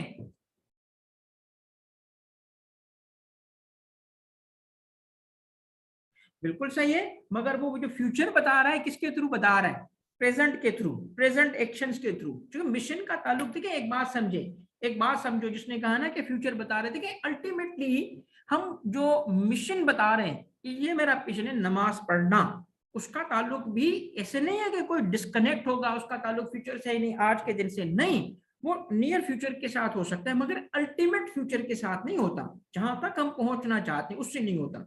तो कहने का मकसद मेरा ये है कि आज के दिन क्या कर सकता हूं मैं, आज क्या करूंगा, इस तरीके से ये कनेक्टेड होता है एक प्रेजेंट से एक फ्यूचर से। 23 is it true that one of the purpose of the mission statement is to provide a basis for consistent strategic planning decisions? Is it true? Yes, it is true. Yes. 24, a company must make a mission, सुनिएगा, a company में must लिखा है, must, a company must make क्या, mission for its vision, क्योंकि mission किस लिए हम बनाते हैं, ताकि एक विजन तक पहुंचे, because mission reflects purpose, value and action. Therefore in any business the goals and objectives should clearly support the organizations। देखिए एक बात समझें, गोल्स, ये गोल्स ऑब्जेक्टिव्स ये टर्म्स क्या हैं, एक है विजन, एक है मिशन, एक है भाईजान गोल्स, और एक है भाईजान ऑब्जेक्टिव्स। ये सारे कनेक्टेड है, ये सीढ़ी की तरह है, एक पे चढ़ोगे तो दूसरे तक पहुंचोगे, फिर अगले तक पहुंचोगे, फिर अगले तक पहुंचोगे। तो नाउ बताओ ये स्टेटमेंट क्या है, true, this statement is true. Next, dash are the aims to achieve expressed in narrative terms. They are the broad intention for which a company strives for, strives for। बोलो भाई क्या है ये, अगर किसी ने पढ़ा है तो उसको पता है कि ये गोल्स की बात हो रही है, गोल्स की बात हो रही है, ठीक है। ये किसकी बात, ऑब्जेक्टिव्स की नहीं बात हो रही, ये गोल्स की बात हो रही है। 26, if a company's goal is to maximize its profit, the aim to achieve that goals are, क्यों, अगर कंपनी का गोल क्या है, टू मैक्सिमाइज प्रॉफिट, तो क्या होगा फिर, क्या मकसद हासिल करना चाहते हैं, गोल ये है, बताओ बताओ बोलो, ऑब्जेक्टिव्स, करेक्ट, शाबाश बेटा शाबाश। Next 27, dash issues mission statement in which missions are stated by them. Similarly, formal goals and objectives of an entity are stated by them. Basically बताना ये है कि ये किसका काम है, कौन सेट करता है इस बात को, एम्प्लॉइज, सुपरवाइजर्स, गवर्नमेंट या बोर्ड ऑफ डायरेक्टर्स, ये बोर्ड ऑफ डायरेक्टर्स का काम होता है। Next 28, goals should be based on realistic growth parameters and pose reasonable challenges for the employees.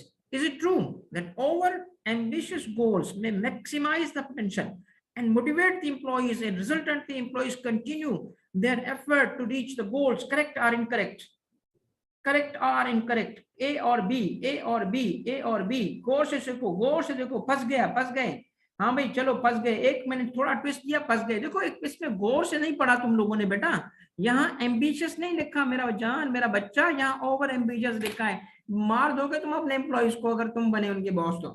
क्यों? इससे एम्प्लॉइज मोटिवेट नहीं होंगे, उलट हो जाएगा। ठीक है, ये फॉल्स है, no this is not a true statement, false. आई समझ?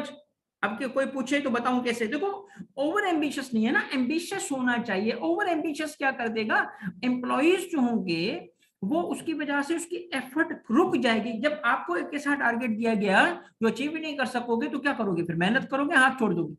तो एम्बिशियस हो, ओवर एम्बिशियस ना हो। ठीक है भाई, मोहम्मद तला समझ आई बेटा? शाबाश बेटा मालिक, शाबाश। तला समझ आई बेटा? तला तला तला बोलो जल्दी, मोहम्मद तला जल्दी कंफर्म कर लो। Okay next,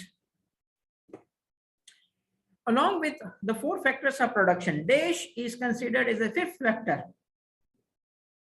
Fifth factor of production is it plays a key role in the business. बोलो भाई, शाबाश शाबाश बेटा शाबाश। What is the fifth factor? भाईजान knowledge is the fifth factor.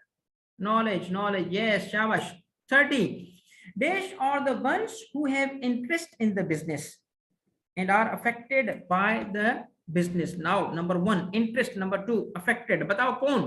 Shareholders, stakeholders, employees, general public. अब आप बताओ ये किसकी डेफिनेशन की बात हो रही है? किसकी बात हो रही है बेटा? ये बात हो रही है किसकी? सॉरी, इसका वो जो अंडरलाइन था वो गलत जगह पे आ गया था। ये बात किसकी हो रही है? Are the ones who have interest and are affected. तो स्टेक होल्डर्स है, शेयर होल्डर्स भी नहीं है, अफेक्ट स्टेक होल्डर्स है। स्टेक होल्डर भाईजान स्टेक होल्डर, ठीक है।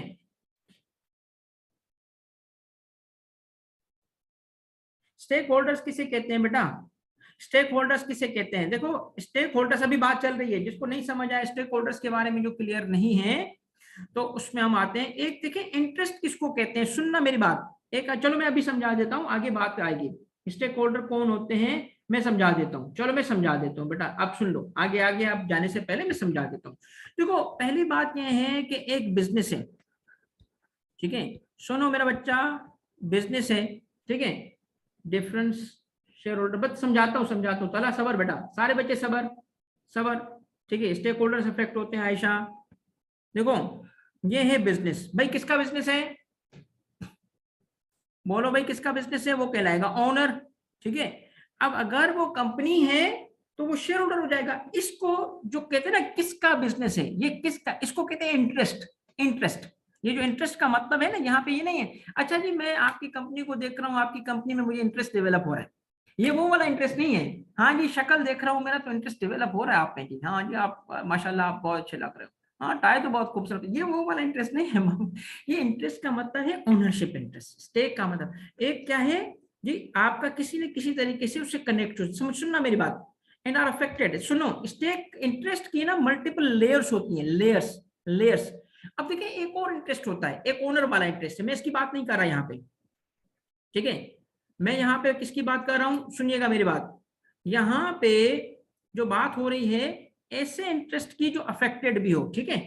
तो थोड़ा सा एक आध स्लाइड सबर कर लो, मैं आपको इनका फर्क समझाऊंगा कि शेयर होल्डर स्टेक होल्डर क्या है। अब देखो एम्प्लॉय भी लिखा है, एम्प्लॉय भी तो स्टेक होल्डर होता है, ठीक है। तो आगे चलते हैं, इसमें बेसिकली जो जिसको अगर कोई कंफ्यूजन हो वो सुन लो बेटा।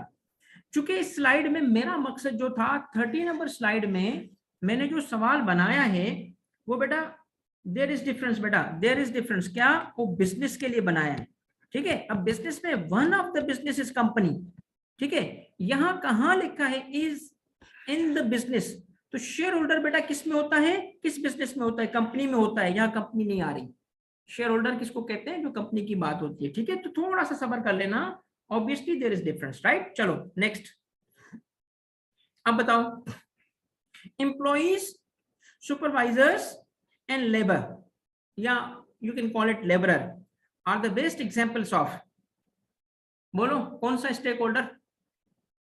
बोलो भाई कौन सा stake holder, connected, internal, external? ये इंटरनल स्टेक होल्डर्स कहलाते हैं, इंटरनल, राइट? ओके, ये कहलाते हैं इंटरनल स्टेक होल्डर्स। ठीक हो गया बेटा। Next 32, share holders are also stake holders. अब आएगा फर्क, अब समझेंगे फर्क, ठीक है बेटा। Share holders are stake holders of the company.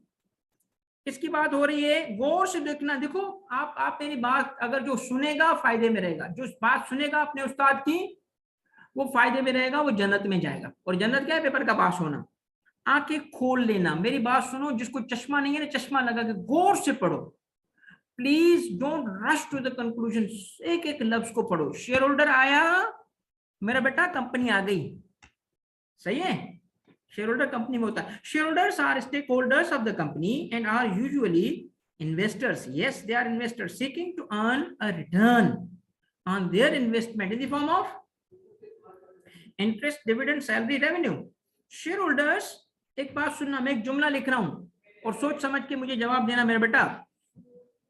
Share holder owns company. ये करेक्ट है कि इनकरेक्ट है?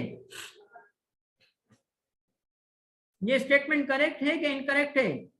ये स्टेटमेंट करेक्ट है कि इनकरेक्ट है? सुन लो, इज इज ट्रू और फॉल्स। आप मेरी बात तवज्जो से सुनना बेटा। अब ये ट्रू है कि फॉल्स है? अब आप थोड़ी तवज्जो करना, क्योंकि हो सकता है आपके उस्ताद ने ऐसा पढ़ाया हो आपको, हो सकता है। मेरी बात सुनो, इसको कहते हैं गलतुल आम, गलतुल अवाम या गलतुल आम। ये स्टेटमेंट बोली जाती है, but this is incorrect statement. क्यों?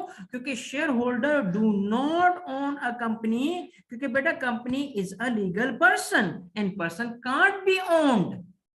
Property can be owned, person can't be owned. Share holder की ओन नहीं करता बेटा, share holder owns shares in a company, जिसकी वजह से उसे कुछ राइट्स और प्रिविलेजेस मिलते हैं। ये बात बोलना गलत है कि वो बोली जाती है, किताबों में लिखी जाती है, बट जिनको पता है ना इस चीज का, वो जानते हैं कि this is incorrect statement because you can't own a company. हम बोलते हैं, हर बंदा बोलता है मेरी 3 कंपनियां हैं। भाई आपकी नहीं है, आप उसके शेयर होल्डर हो। बेशक 100% शेयर आपके पास है, उसकी वजह से कंपनी का आपको इंटरेस्ट होगा, आपको उस कंपनी में कुछ राइट्स मिलेंगे, मगर आप कंपनी ओन नहीं कर सकते legally. This is wrong statement. ठीक है बेटा, समझ आई? तो चाहे 50% क्या 100% शेयर्स भी हो, ओन नहीं करते बेटा, कंपनी ओन नहीं हो सकती। सुन लो, क्योंकि कंपनी पर्सन है, पर्सन ओन थोड़ी होता है। पर्सन ओन होना शुरू हो जाए तो स्लेवरी हो जाएगी। स्लेवरी में पर्सन ओन होते थे, चाहे वो लीगल पर्सन ही क्यों ना हो बेटा। ठीक है, सही है बेटा, आगे बढ़े। नाउ करेक्ट ऑप्शन क्या है इसमें? तो they are stake holders of the company, और इन्वेस्टर्स होते हैं, अर्न करते हैं क्या? कंपनी का प्रॉफिट? नो। क्या अर्न करते हैं बेटा? डिविडेंड। ठीक है मेरा बच्चा, आगे बढ़े। 33, shareholders do not participate in company management and leave the management to BOD. However, they influence the decisions of BOD when they feel their interests are threatened. Which one of the following might be the concern of the shareholders? इस given situation में बताओ, क्योंकि देखो कुछ situations ऐसी आ सकती है कि कोई specific criteria देके आपसे बात करे। तो shareholders को payments to supplier, ये concern है उसका। Falling profit and share price, proposal to invest in major projects, all of the above.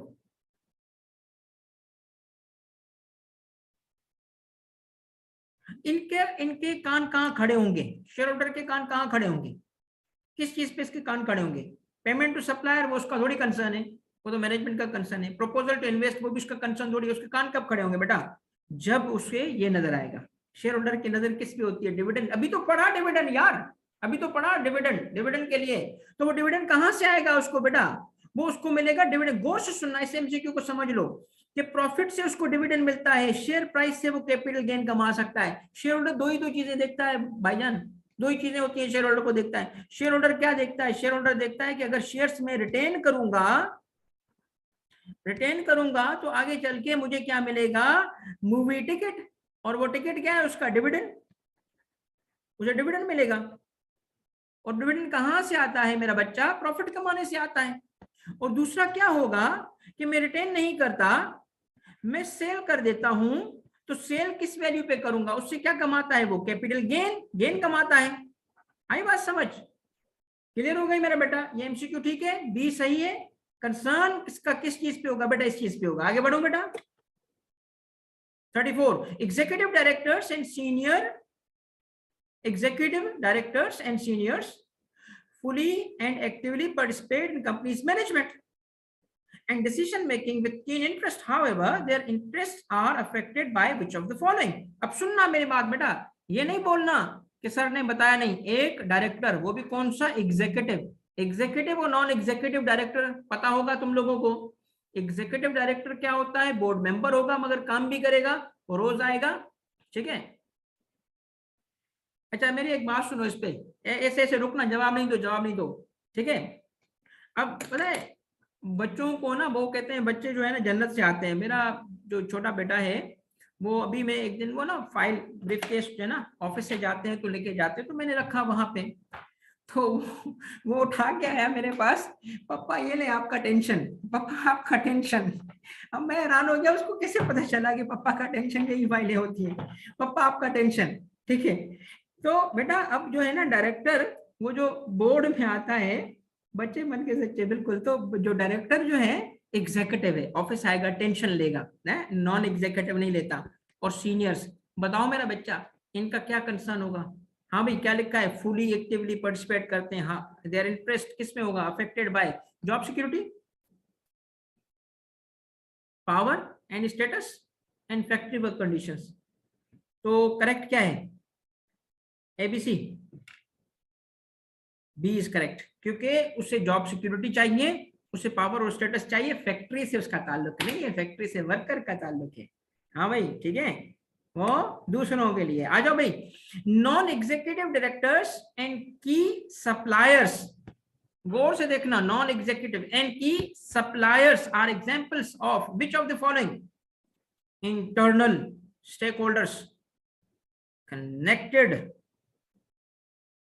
और एक्सटर्नल। क्या है ये बताओ, यस इट इज, ये दो कनेक्टेड भी हैं, कनेक्टेड है ना कंपनी से, और एक्सटर्नल भी है, क्योंकि नॉन एग्जीक्यूटिव डायरेक्टर है, इंटरनल नहीं है, और सप्लायर है, एक्सटर्नल है। तो इसमें ये दोनों की एग्जांपल है, एक्सटर्नल की भी है, कनेक्टेड भी है, देयरफॉर सी इज करेक्ट, ठीक है बेटा।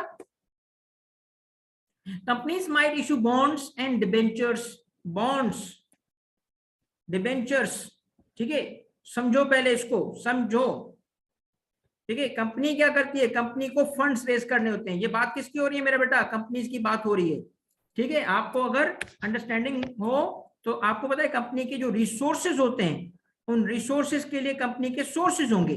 क्या सोर्सेज होंगे, कंपनी शेयर्स इशू करेगी, उससे इक्विटी होगी, ठीक है, शेयर होल्डर्स आएंगे। और दूसरा क्या होगा, कंपनी का दूसरा क्या होता है, डेट, लोन, ठीक है। अब ये जो लोन होता है ना, वन ऑफ द वे जिसमें ये इशू होता है बॉन्ड्स की फॉर्म में, और ये डिबेंचर की फॉर्म में, ये फॉर्म्स हैं जिसमें ये इशू होता है, लेंडर्स, बिल्कुल ठीक है बेटा।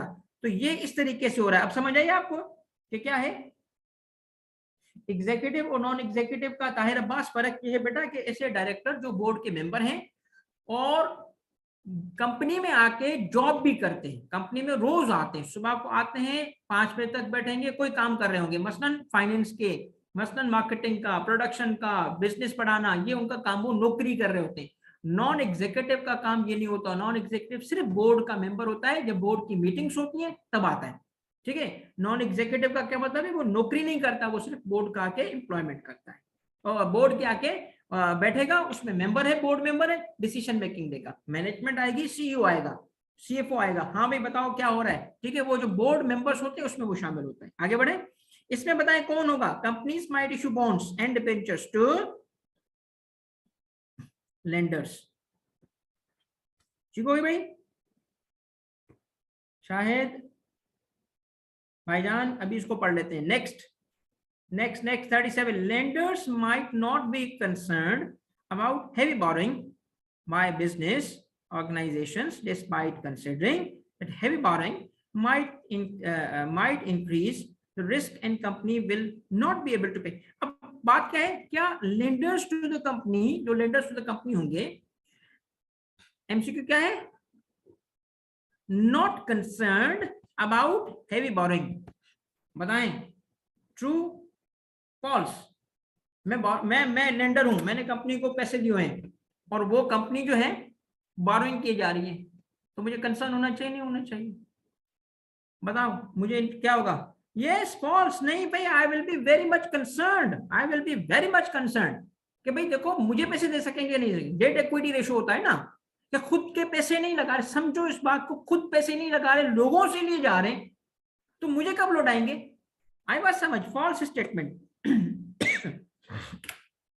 38 पढ़ लो बेटा जब तक मैं पानी पी लूं।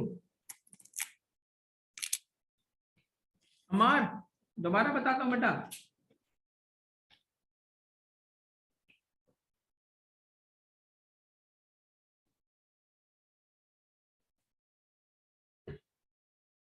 क्या रिपीट करना है बेटा? पहला वाला रिपीट करना है, बोलो ये वाला रिपीट करना है? फातिमा जल्दी जल्दी बताओ बेटा।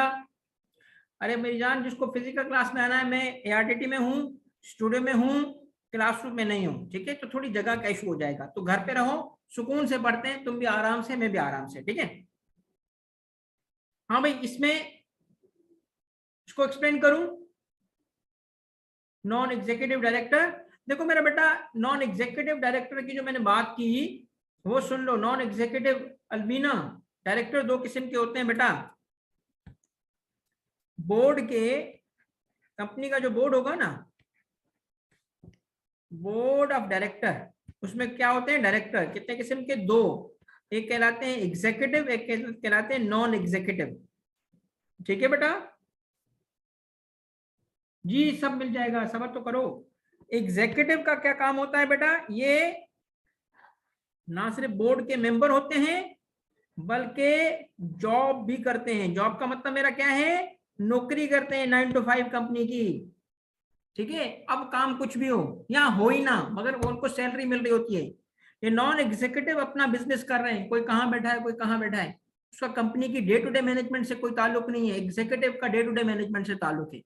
वो रोज सुबह को आता है, देखता है, हाँ जी गार्ड खड़ा है, ठीक है, हाँ जी क्या था, सफाई हो रही है, सारी चीजें देख रहे होते हैं। तो नॉन एग्जीक्यूटिव का ये काम नहीं है। नॉन एग्जीक्यूटिव अपना धंधा चला रहा है, अपनी किसी और कंपनी में बैठा हुआ है, कहीं और है। तो हम जिस कंपनी की मिसाल दे रहे हैं, ये उसका बोर्ड मेंबर तो है मगर ये रोज नहीं आता। अब समझ आ गया एग्जीक्यूटिव नॉन एग्जीक्यूटिव का फर्क? आ गया समझ?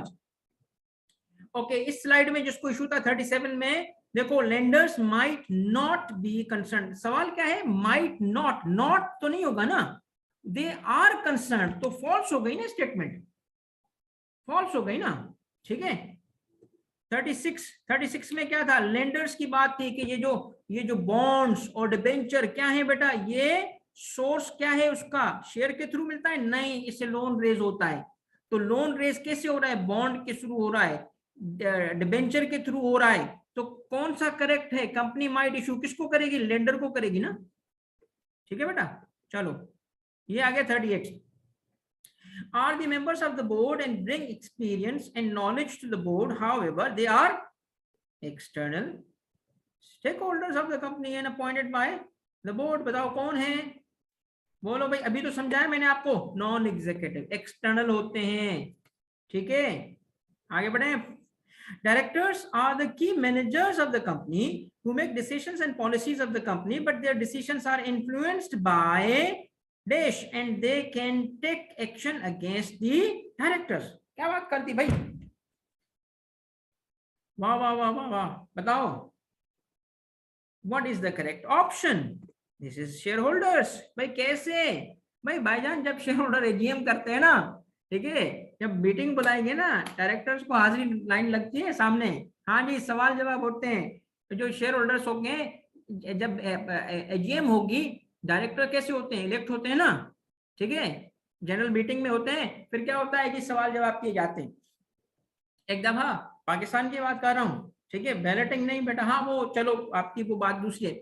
तो एक शेयर होल्डर था, वो माइनॉरिटी शेयर होल्डर था, वो 15% का शेयर होल्डर था, बड़े सवाल पूछ रहा था। ठीक है, आमतौर पे पाकिस्तान में ये रिवाज नहीं है कि ये एक्शन लेते हैं, नहीं कि वो मेजॉरिटी शेयर होल्डर सब कर रहे थे। तो बड़े सवाल कर रहा था, पता है क्या क्या मेजॉरिटी शेयर होल्डर्स ने, जो कंपनी के बोर्ड पे भी बैठे थे मेजॉरिटी, उन्होंने कहा अच्छा इसको निकालो।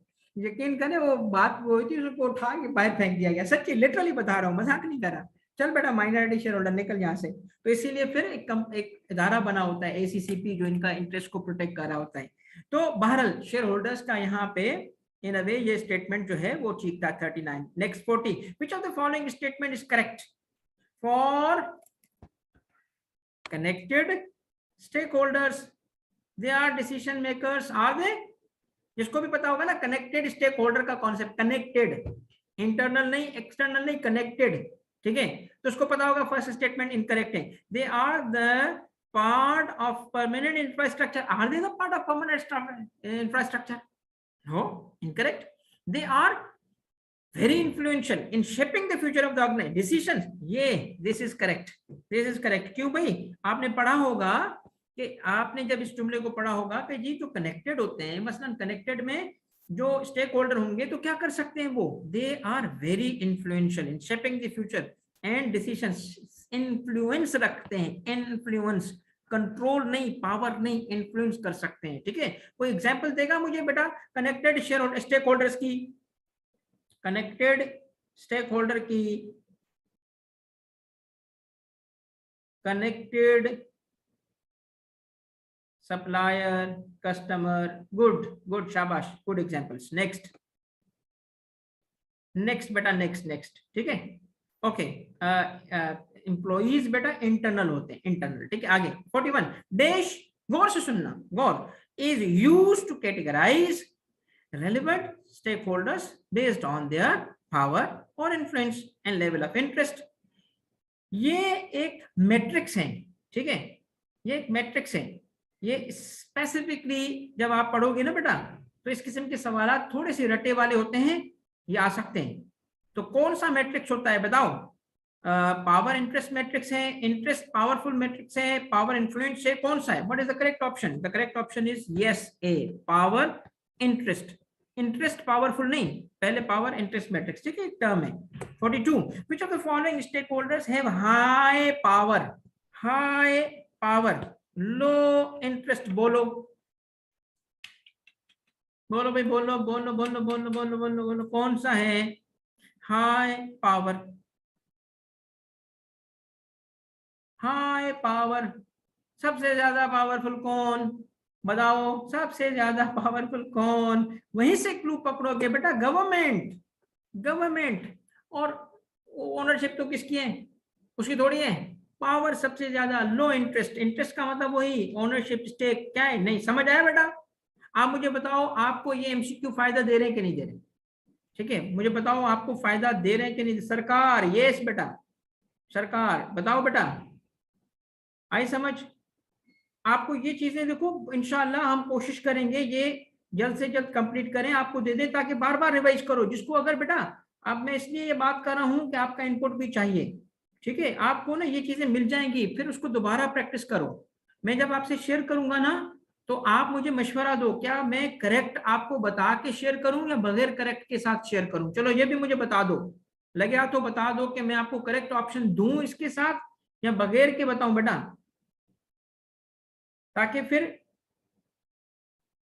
हाँ यही मैं चाह रहा था कि विदाउट आपके साथ शेयर किए जाए, फिर आपको अलग से की दे दी जाए, इसकी अलग से की दी जाए। ठीक है बेटा, मगर मिल जाएगा, करेक्ट के बगैर कैसे काम करोगे? वैसे तो ये वीडियो भी मिल जाएगी ना आपको, करेक्ट तो पता चल जाएगा। नेक्स्ट बेटा, which of the following stake holders have low power, low interest? बोलो भाई,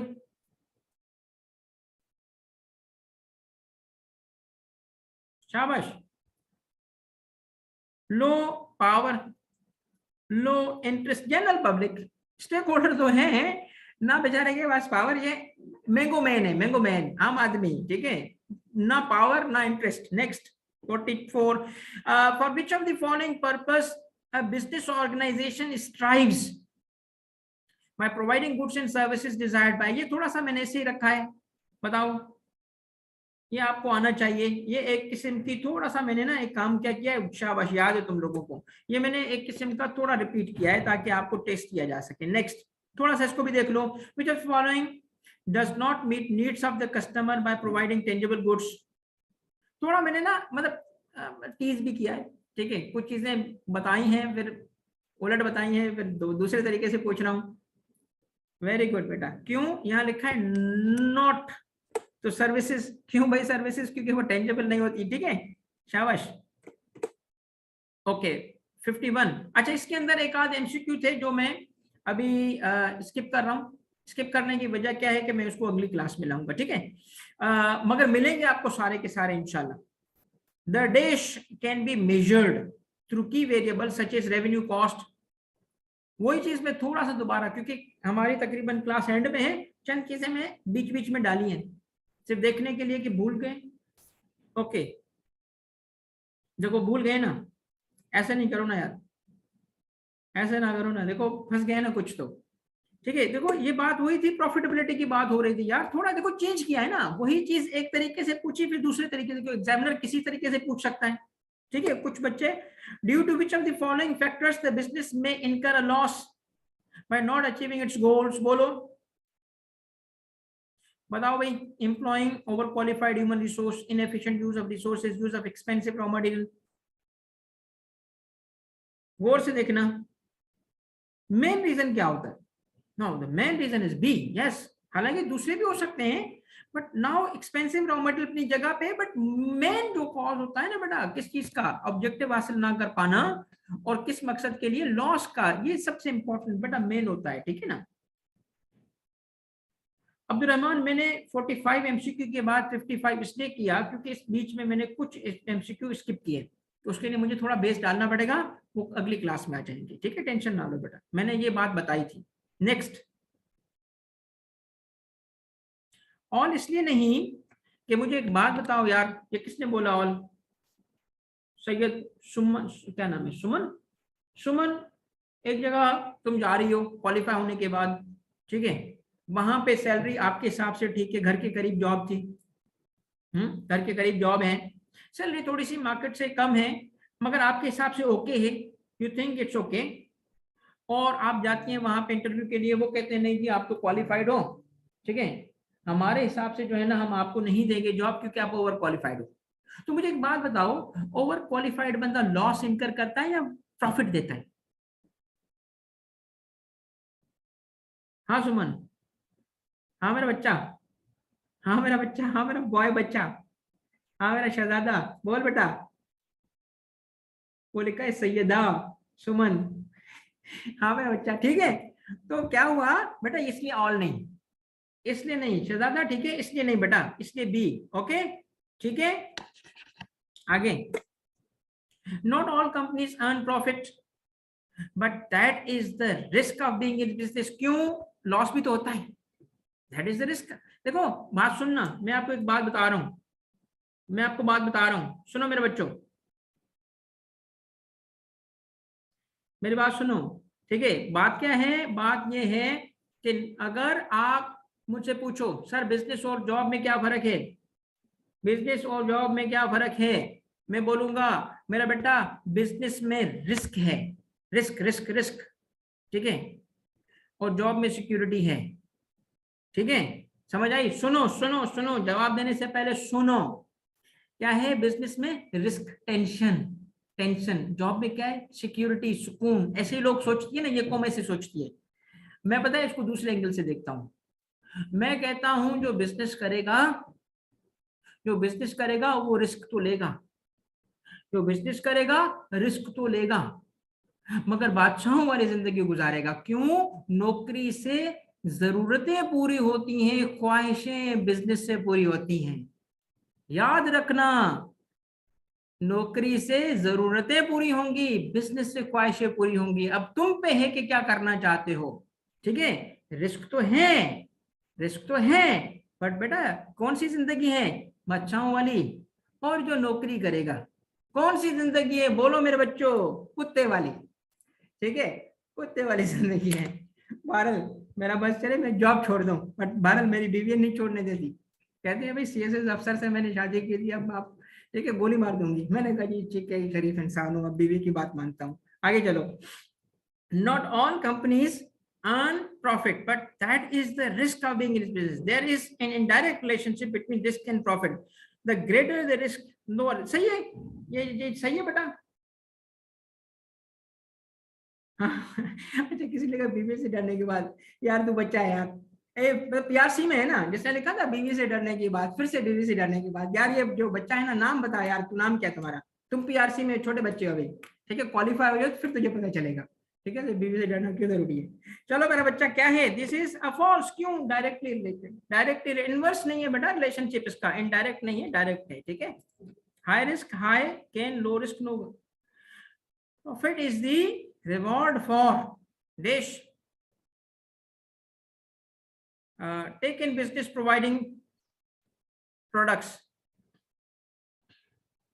बोलो, ये रिस्क रिस्क रिस्क रिस्क, ठीक है, इसका प्रॉफिट क्या है, इसका रिवार्ड है, अभी हमने बात की थी।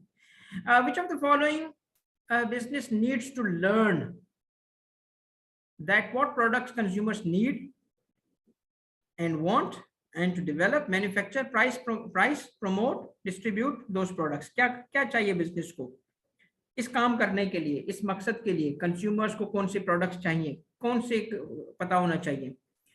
बिजनेस को क्या है, needs to learn what products consumer need, consumer को कौन सी चीजें चाहिए, किस प्राइस पे, किस तरीके से उसको करना चाहिए। तो इसके लिए क्या चाहिए, फाइनेंशियल रिसोर्सेज, मैनेजमेंट या marketing expertise. Now this is marketing expertise, ठीक है। 56, which of the following is not considered a factor for the business to achieve and maintain profitability?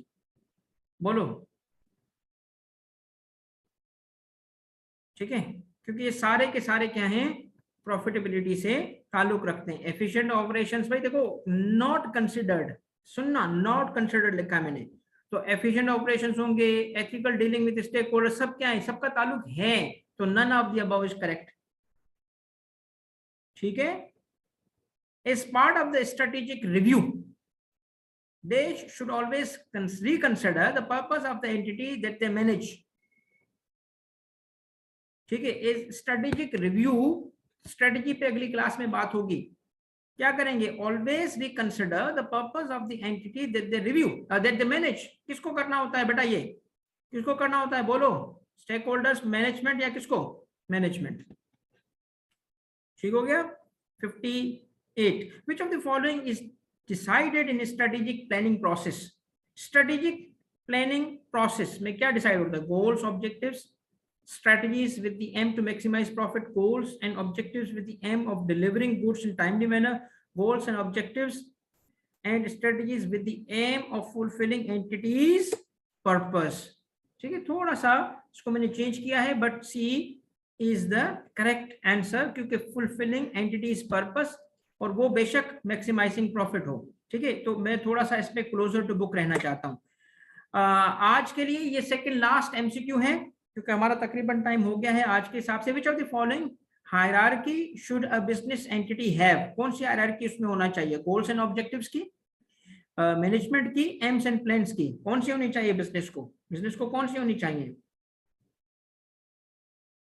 Business को सारी होनी चाहिए, ठीक है, सारी बेटा।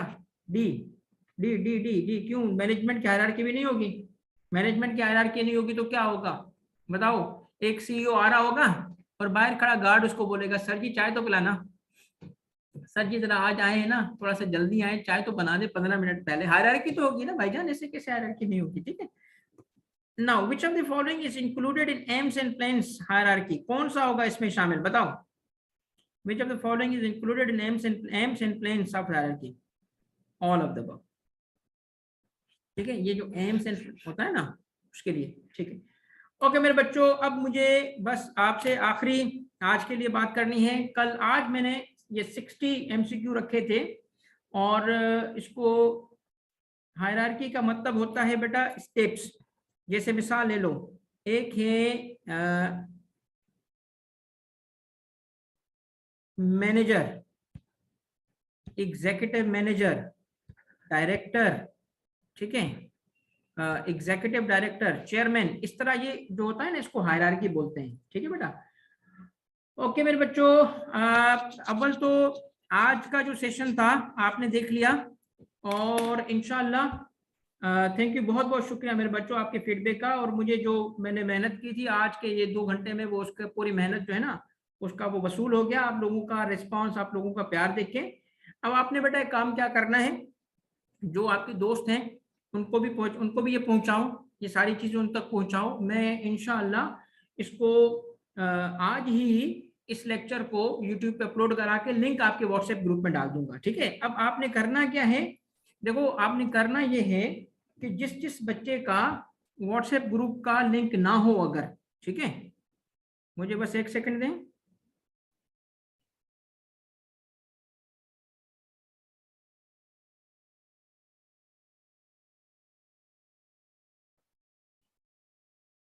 बेटा जो भी बच्चा व्हाट्सएप ग्रुप पे नहीं है, काइंडली वो हमारे इस स्टाफ मेंबर फाइज के एक व्हाट्सएप नंबर है, इस पे आप राब्ता करो, मैं अभी उसको इंस्ट्रक्शन दे दूंगा। और इसका नंबर है 03302959204। ठीक है। इस नंबर पे बहुत बहुत शुक्रिया बेटा, मालिक यार जिंदाबाद जिंदाबाद बेटा, अल्लाह खुश रखे।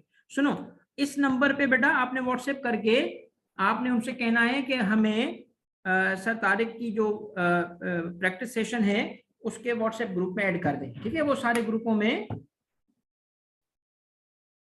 वो सारे बेटा ग्रुपों में मौजूद है, वो आपको ऐड कर देगा। ठीक है। इसकी अब मैं मेरे पे आपकी जो मेरे पे आज काम है बेटा वो ये है, सुनो, अब कुछ आप पे है जी, मैं टीटी हूँ बेटा, टीटी में ही हूँ, तारिक चुने हूँ।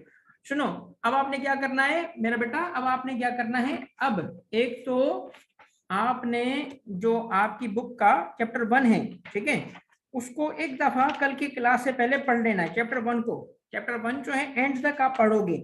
ठीक है। इसके अंदर अगर आप आगे जाएंगे तो जो जो एरिया होगा हम इंशाल्लाह कल इसको कंप्लीट कर लेंगे। और इंशाल्लाह हम चैप्टर 2 पे भी ओनरशिप ऑफ बिजनेस के चैप्टर तक भी कुछ एमसीक्यूज को ले जाएंगे। ठीक हो गया। आप लोगों ने कल तक अपनी तैयारी तो करो, अपनी तैयारी जिस तरीके से जिस पेज से करनी है करो। मेरे लिए कल के लिए आप चैप्टर 1 को कंप्लीट करो और चैप्टर 2 को आप थोड़ा सा खास तौर पे जो फर्स्ट 2-3 पेजेस हैं उसको एक तरफ गो थ्रू कर लो। ठीक हो गया। अब मेरे पे क्या है, मैं आपको अभी इस चीज को जो अभी मैंने किया है, मैं 2 काम करूंगा, एक इसका पीडीएफ व्हाट्सएप ग्रुपों में आपके साथ शेयर करूंगा और दूसरा मैं इसकी रिकॉर्डिंग यूट्यूब पे शेयर करके आपके साथ लिंक शेयर कर दूंगा। ठीक है। ये काम मैं आज करवाता हूं और आप फिर जो जो आपके दोस्त हैं उन तक पहुंचाओ, क्योंकि ये बेटा बहुत फायदे की बात है, उनको भी फायदा मिले। ठीक है ना। चलो मेरे बच्चों, बहुत बहुत शुक्रिया बेटा, कोई चीज है तो पूछ लो। I was worried for but thank you beta Tahir, thank you beta, say should be covered by, बहुत ज्यादा सवाल आ रहे हैं।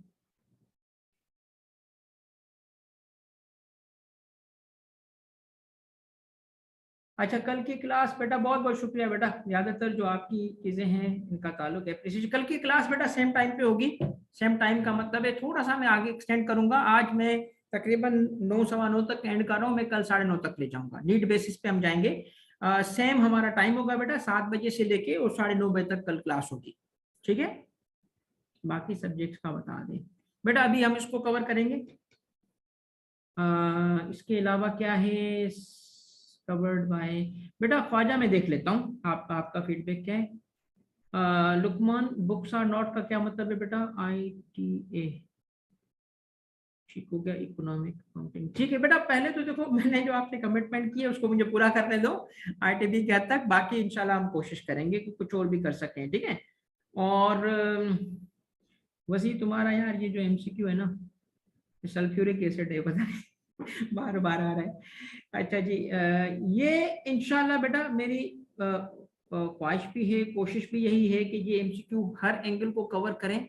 ठीक है इंशाल्लाह, क्योंकि नंबर बहुत ज्यादा है बेटा, एक एक चीज को कवर किया आपने, देखा किस तरीके से चीजें रिवाइज हुई और वो चीजें, मेरी बहरहाल कोशिश यही है कि हर एक चीज को मैं कवर करूं। और इंशाअल्लाह अल्लाह से उम्मीद है, दुआ है कि आपका पेपर इसी में से आएगा। एग्जाम का आईकैप को भी नहीं पता बेटा, मुझे कहाँ पता है, मगर आईकैप ने एक डेट दे दी है, उससे पहले वो कर लेंगे। 2000 एमसीक्यू, बिल्कुल बेटा मैं 2000 एमसीक्यू करवाऊंगा बेटा। आज चूंकि फर्स्ट क्लास थी, थोड़ा सा फाउंडेशन भी डालना था, इसने मेरे नंबर 60 तक रोका। आगे जैसे हम जाएंगे मेरे हिसाब से जो फाउंडेशन चाहिए वो बनती जाएगी, फिर हम थोड़ा सा पेस पकड़ेंगे और लंबी क्लासेस लगाएंगे। तो इंशाल्लाह 7 से 8 सेशन के अंदर आपका पूरा कंप्लीट हो जाएगा, और सारे 2000 एमसीक्यूज की आपको बुक भी मिल जाएगी और आपको पीडीएफ भी मिल जाएगी, सब कुछ मिल जाएगी। सर पर एक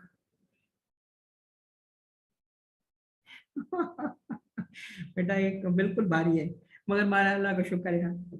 अच्छा जी, और इसके अलावा क्या है जी? लव यू मोर बेटा, अल्लाह खुश रखे आपको। बहुत बहुत शुक्रिया, बहुत बहुत शुक्रिया बेटा। बिल्कुल ठीक है लुकमान, मैंने आपको बता दिया, आप बस टेंशन ना लो, आपको जो है ना गिवन टाइम के अंदर ही कराएंगे। बेटा इसमें ये है कि मैं ऑनलाइन थोड़ी सी शायद बात हुई है कि आईटीबी जो है, मैं ऑब्वियसली बेटा गवर्नमेंट ऑफिसर हूँ, टैक्स भी पढ़ाता हूँ, तो वो बहुत बड़ी जिम्मेदारी भी नहीं लेना चाहता। तो मैं इंशाल्लाह ये रिकॉर्डेड सेशंस के थ्रू हेल्प करता रहूँगा बच्चों की, ठीक है, ऑनलाइन और रिकॉर्डेड के थ्रू हेल्प करता रहूँगा। और बहुत बहुत शुक्रिया यार हैदर, अल्लाह खुश रखे बेटा तुम्हें। चलो भाई, अब बहुत बहुत सीएसएस छोड़ा नहीं है बेटा, मैं अभी भी हूँ ताहिर, सीएसएस ऑफिसर हूँ, जॉब करता हूँ, सुबह जाता हूँ मैं सीएसएस ऑफिसर, सीएसएस के साथ में ये मेरा पैशन है पढ़ाना, ठीक है, सीएसएस छोड़ा नहीं है।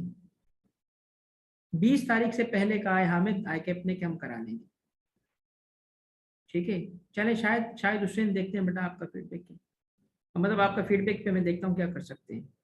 ठीक हो गया। चलो भाई, बहुत बहुत शुक्रिया आप सबका, अल्लाह आपको खुश रखे, और मेरी दुआ है कि अल्लाह ताला आपको आपके आने वाले एग्जाम में और उसके बाद भी जो आपके एग्जाम से उसमें कामयाब करे आपको अपने मकसद में। और as fatherly figure, as your elder brother, मैं अपनी तरफ से कोशिश करूंगा कि जो छोटी सी कंट्रीब्यूशन इस सब्जेक्ट में आपके लिए कर सकता हूँ करूँ, और अल्लाह ताला मुझे इस एफर्ट में कामयाब करे और आप सबको कामयाब करे, और बहुत बहुत दुआएं आप सबके लिए। इंशाल्लाह कल मुलाकात होगी। अल्लाह हाफिज़।